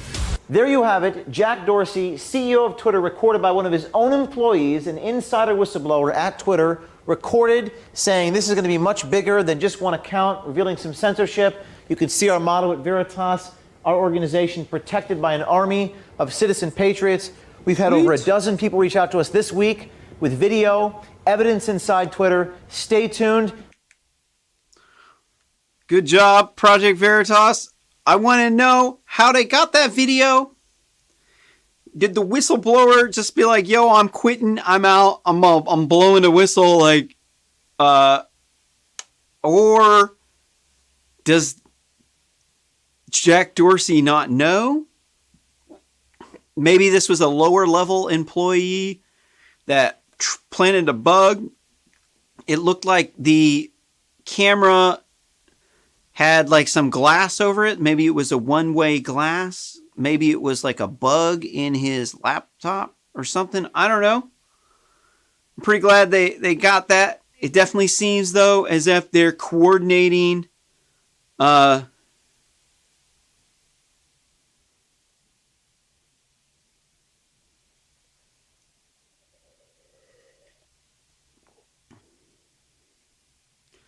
So it does seem as though they're trying to use Section 230 to squash a political movement, because they got some politicians that are calling them up that are saying, I need you to squash this political movement because these people called me a pedophile on the internet, and it's going to ruin my chance of getting elections because I kind of look like a pedo.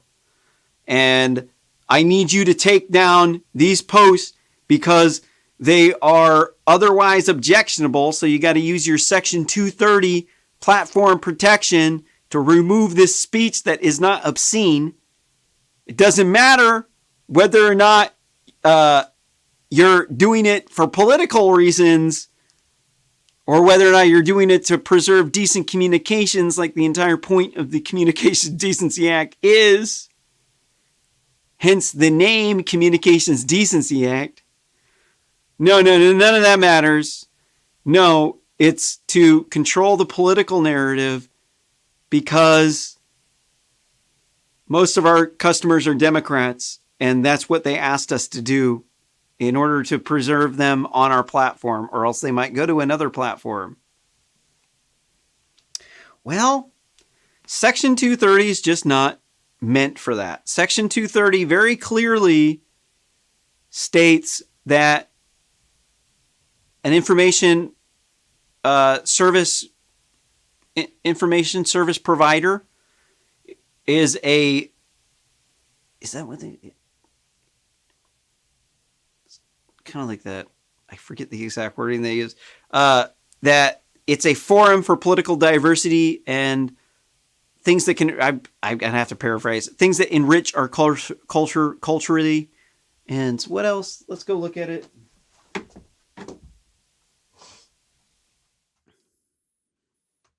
Oops. Had this out earlier. Here's Section 230. I do this.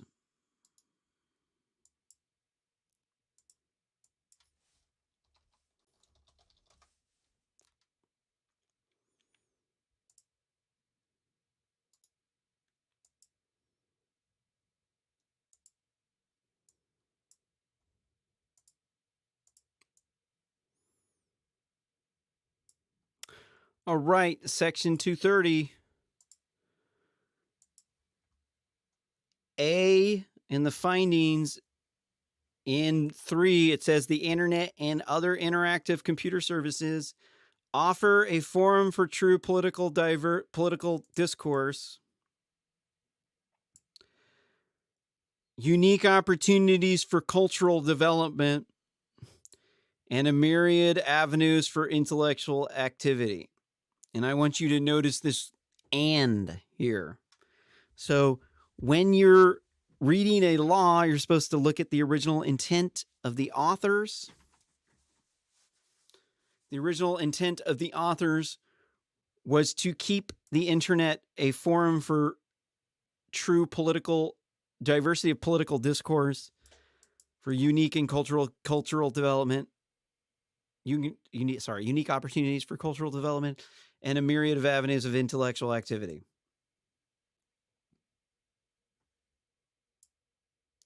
But the key thing was they didn't want to shut the internet down because it was a place for free speech. And they wanted people to be able to build tools to stop people from harassing people. It says the internet and other interactive computer services have flourished to the benefits of all Americans with the minimum of government regulation. So if it's not benefiting the American people to have this monopoly, then that would go against this. Kind of weak argument, but hold on. In this 2 here that says the services offer users a great degree of control over the information that they receive, as well as the potential for a even greater control in the futures as technology develops. So what does this mean? It means these services, they offer users a great deal of control over the information they receive. as well as the potential. So you're supposed to be able to control the information that gets to you. It's not supposed to be a corporation that chooses what political messages you're able to hear. That one doesn't really apply. Section A1 doesn't really apply. And so the policies here, it says here in B1 to promote the continued development of the internet and other interactive computer services and other interactive media. So the idea here is that Section 230 is not supposed to be applied as a way to stop the development of the internet. It's supposed to preserve the development of the internet. So when people on Twitter when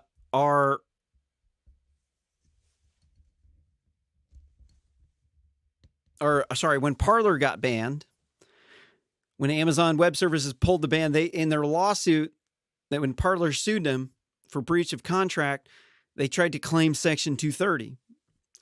And they said, no, we have a right to take this content off because of Section 230.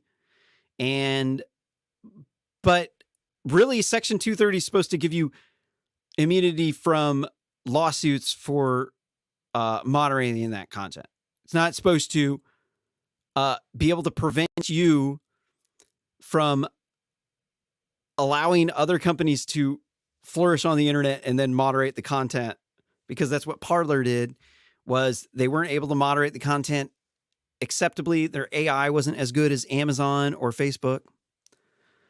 So it was a technical shortcoming, but then they banned them. I don't think this has anything to do with, I got to stay on point. Twitter. So they're trying to say,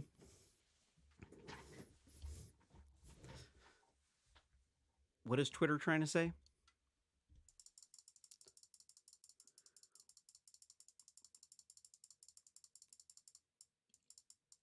Well, I guess, there's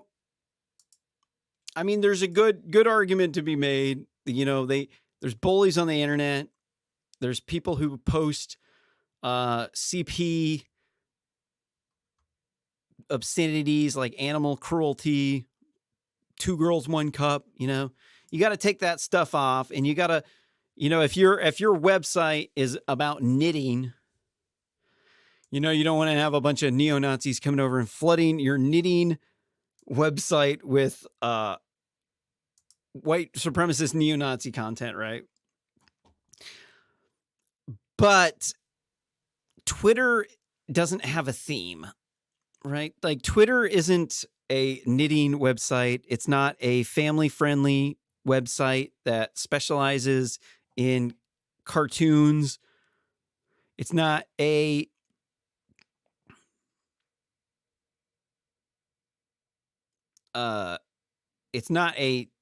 Democrat chat forum. It's advertised as being for the general public. And so I do believe that when you're advertising for the general public,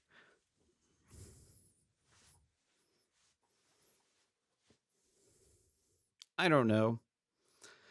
They have rules about you can't discriminate against people, but then they say you can discriminate against people for political ideology. And then they say it's okay for Democrats to hate on Republicans because they're racist. They're trying to oppress them minorities in them big Democrat-run cities from them poor red rural states. So it's okay for them to bash on white people all the time. But then it's not okay when a white person does that, because they're quote unquote part of the dominant class of people that's oppressing the oppressed class of people.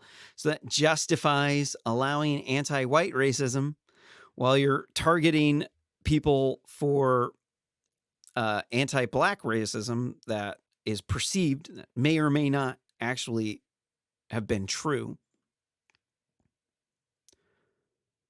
And so that's, it's like, the purpose of the tort. Okay, so when the federal government gives big tech Section 230 platform protections, the public is now losing some of their control over their intellectual property because it will be posted on the internet. It will be posted by somebody on social media who is, reposting a picture without consent, who's people who are going to make comments on or like transformational works on your work because you put it up on social media, because that's the business model of how we grow, is we have to put it on social media so you can grow because other people are doing that. So to compete with them, you have to do the same thing that they're doing. And the public they're losing some of their control over their intellectual rights to have the internet. And we're giving these companies a pass on Section 230. And it's supposed to be because they're censoring the stuff we want them to censor and not censoring the stuff that we don't want them to censor, which is free speech. Stuff that is not free speech is not free speech. It's not okay to be posting animal cruelty pictures up on social media where people with PTSD can see them and then makes them have a bad day. We don't need to be doing that. We don't need any CP on the internet or any pornography of any kind up in the main commons where the kids can be looking at it. But everybody is going to have a problem with their political party being targeted. And a lot of people are going to be having problems with people targeting other people's political opinions, because they're saying this QAnon political group that they're not allowed to operate on the internet. They're not allowed to believe what they believe because it's far right. That means that it's racist, it's neo-Nazi, it's fascism. So you got to stop them.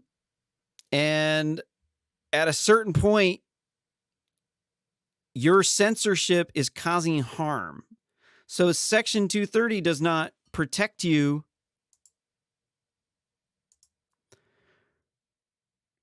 from blanket immunities from your censorship. So your censorship is your ability to censor under 230 is supposed to be to make it so that you can moderate the content so that your website can grow. And you're not scaring off your customer base. And so that you don't have to have the, AI-based security that can catch 100% of the bad actors and tort content, like things that people can sue you for, like slander, libel, because, it would just be next to impossible to operate. But then again, somebody rents a house out from you and they commit libel against another person. They don't sue you and take your house because they don't own the house. So I'm a little bit, it's like they're being treated as publishers, or they're getting a pass from being treated as publishers of the information because another user published the information. But what does it get? What if they're starting to publish information like because basically Facebook's publishing QAnon conspiracy information saying that QAnon is a dangerous cult. In essence, they're saying that these people are at great risk of crime. They're basically destroying the QAnon believers' reputation. I do believe this kind of borderlines on... It does kind of borderline on some slander and libel. They're making claims They're saying these QAnon people are dangerous, that you have to stay away from them, that we're kicking them out of society. And this goes way beyond like censorship. This goes into tech oligarchy, techno-authoritarian from big tech oligarchs. This is where they're saying you're allowed to say anything except you can't criticize us. And if you do criticize us, then we're going to come after you. We're going to shut you down. We're going to kill your social media presence, your life that you developed. They're going to burn it down. We're going to give you a public execution.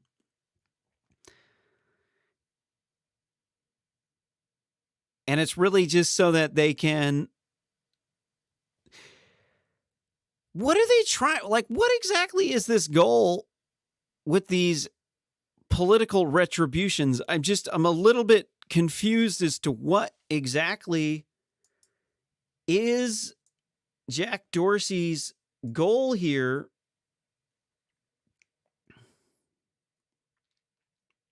Going to be bigger than just one account. Going to go beyond the inauguration.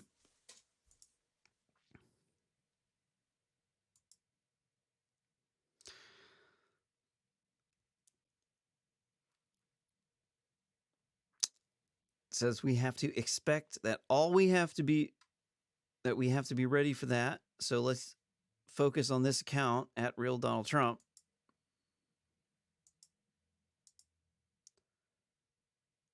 You think in the longer term of how these dynamics play out over time. So it seems as though he's preemptively banning. Is that so? So he's putting some future game of how do we shut this entire movement down? So it's really they want to shut the entire movement down, is what he's saying. I don't believe this is going away anytime soon. The movement is not going to end anytime soon. The moves that we're making around QAnon, for instance. One such example of a much broader approach we should be looking into, and that's going deeper on. So the team has a lot of work and a lot of focus on this particular issue.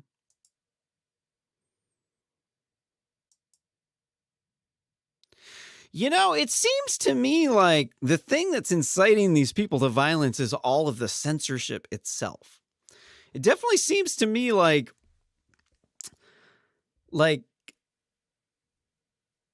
why are the QAnon people upset? They're getting censored on the internet, and then they're saying that people who have Trump derangement syndrome have been radicalized by the media through all these lies about Trump, like the lie that Trump mocked a disabled reporter never happened.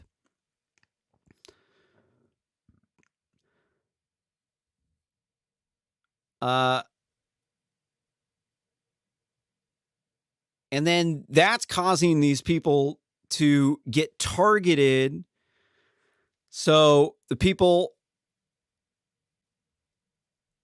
have been telling the big tech, big media has been telling people that Trump's accusations of voter fraud are baseless,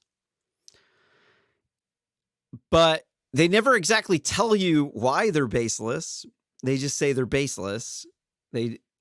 And 99% of people never even actually looked at the information. They just heard from the big tech and big media that it was not legit. So they just believed them and they never looked into it. So, it definitely seems to me like the reason why these people are so upset is probably because there's a group of elites like these Twitter bros, like Jack Dorsey, the fake hippie, and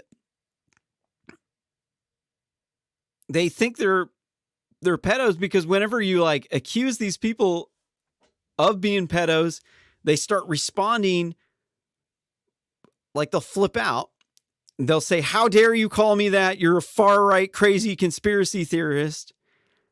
And then we need to come after you." And then they come after you for retribution for calling them a pedophile. That's why they think you're a pedophile, is because you get really pissed off when you say that and you act like you have something to hide.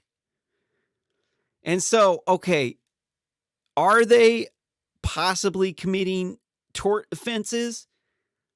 It definitely seems as though that would be libel in my book. I would say that would definitely be libel. If they spoke it, it would be slander.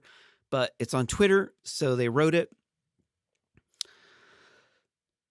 So these, you would have to censor them just because it's libel. When you're starting to call somebody a pedo, that's definitely going beyond claims that you know to be legitimate. It just seems like you're just trying to destroy the person's reputation at a certain point. That's when it becomes libel.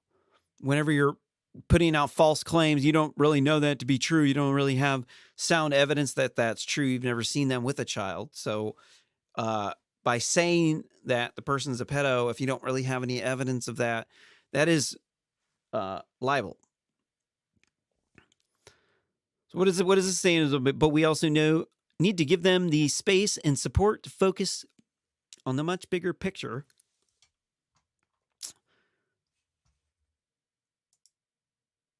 Because it's not going away. There, the U.S. is extremely divided. Our platform is showing that every single day. Our role is to protect the integrity of that conversation and do what we can to make sure that our role is to protect. Oh, sorry. I know we could just watch it again, but I'm trying to make sense of this. I'm getting tired.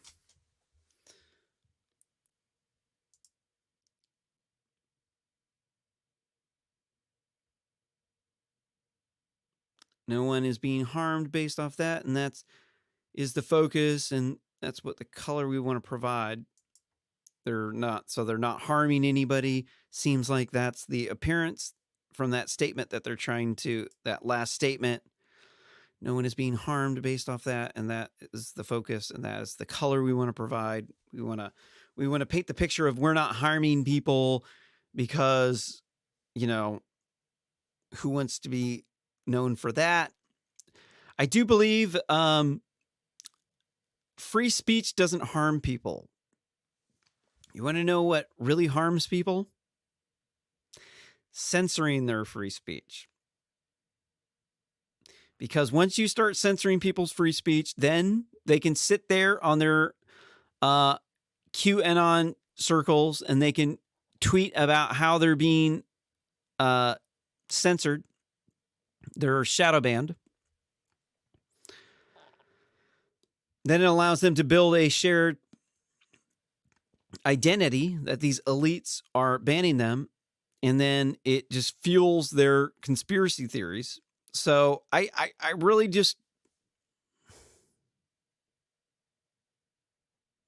why we've been asking them all summer to do something about the race riots. They haven't done anything. They've been allowing these race riots to organize on their platforms. They haven't done anything. It seems to be really hypocritical, contradictory. Well, I've beaten this story to death. Let's see, what else we got? That's it for this video segment. Don't forget to smash that like button. Ring that bell for notifications. Ching. Then you'll get notifications when I go live. There's a subscribe button there too. You can also share this video on social media if you got some value out of it.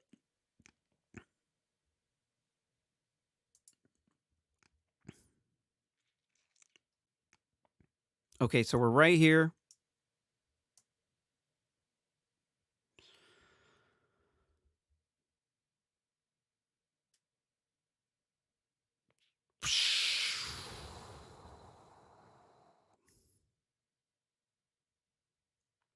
I can't do it.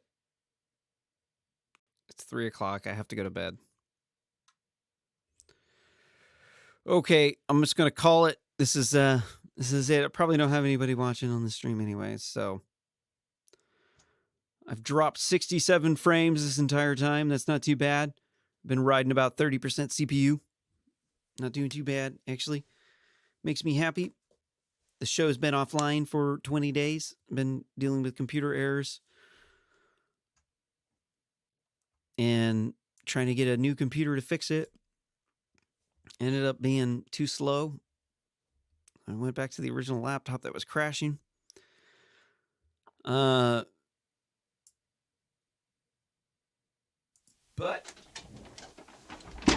thank you very much for watching. If you want to tune in tomorrow, I'm going to read the rest of these stories. But I'm a human being. I worked all day to get that stuff together, to get the stuff. Like, I've been going here all day, installing a different computer and then redoing it.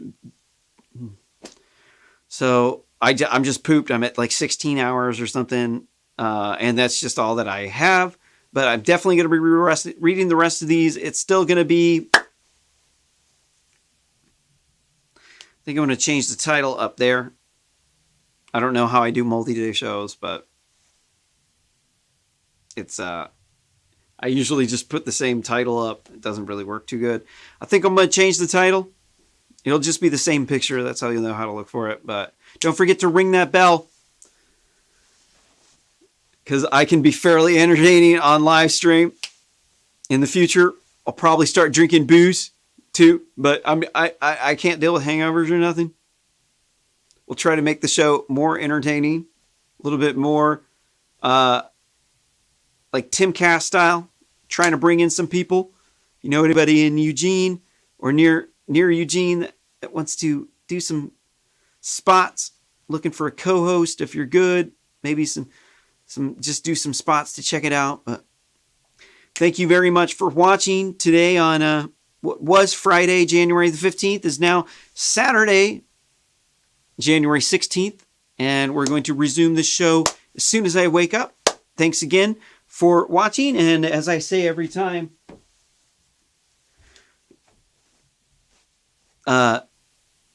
farewell, aloha, sayonara, peace be with you, and Godspeed in your journeys, my friend.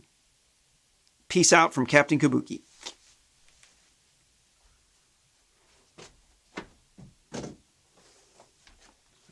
Oh.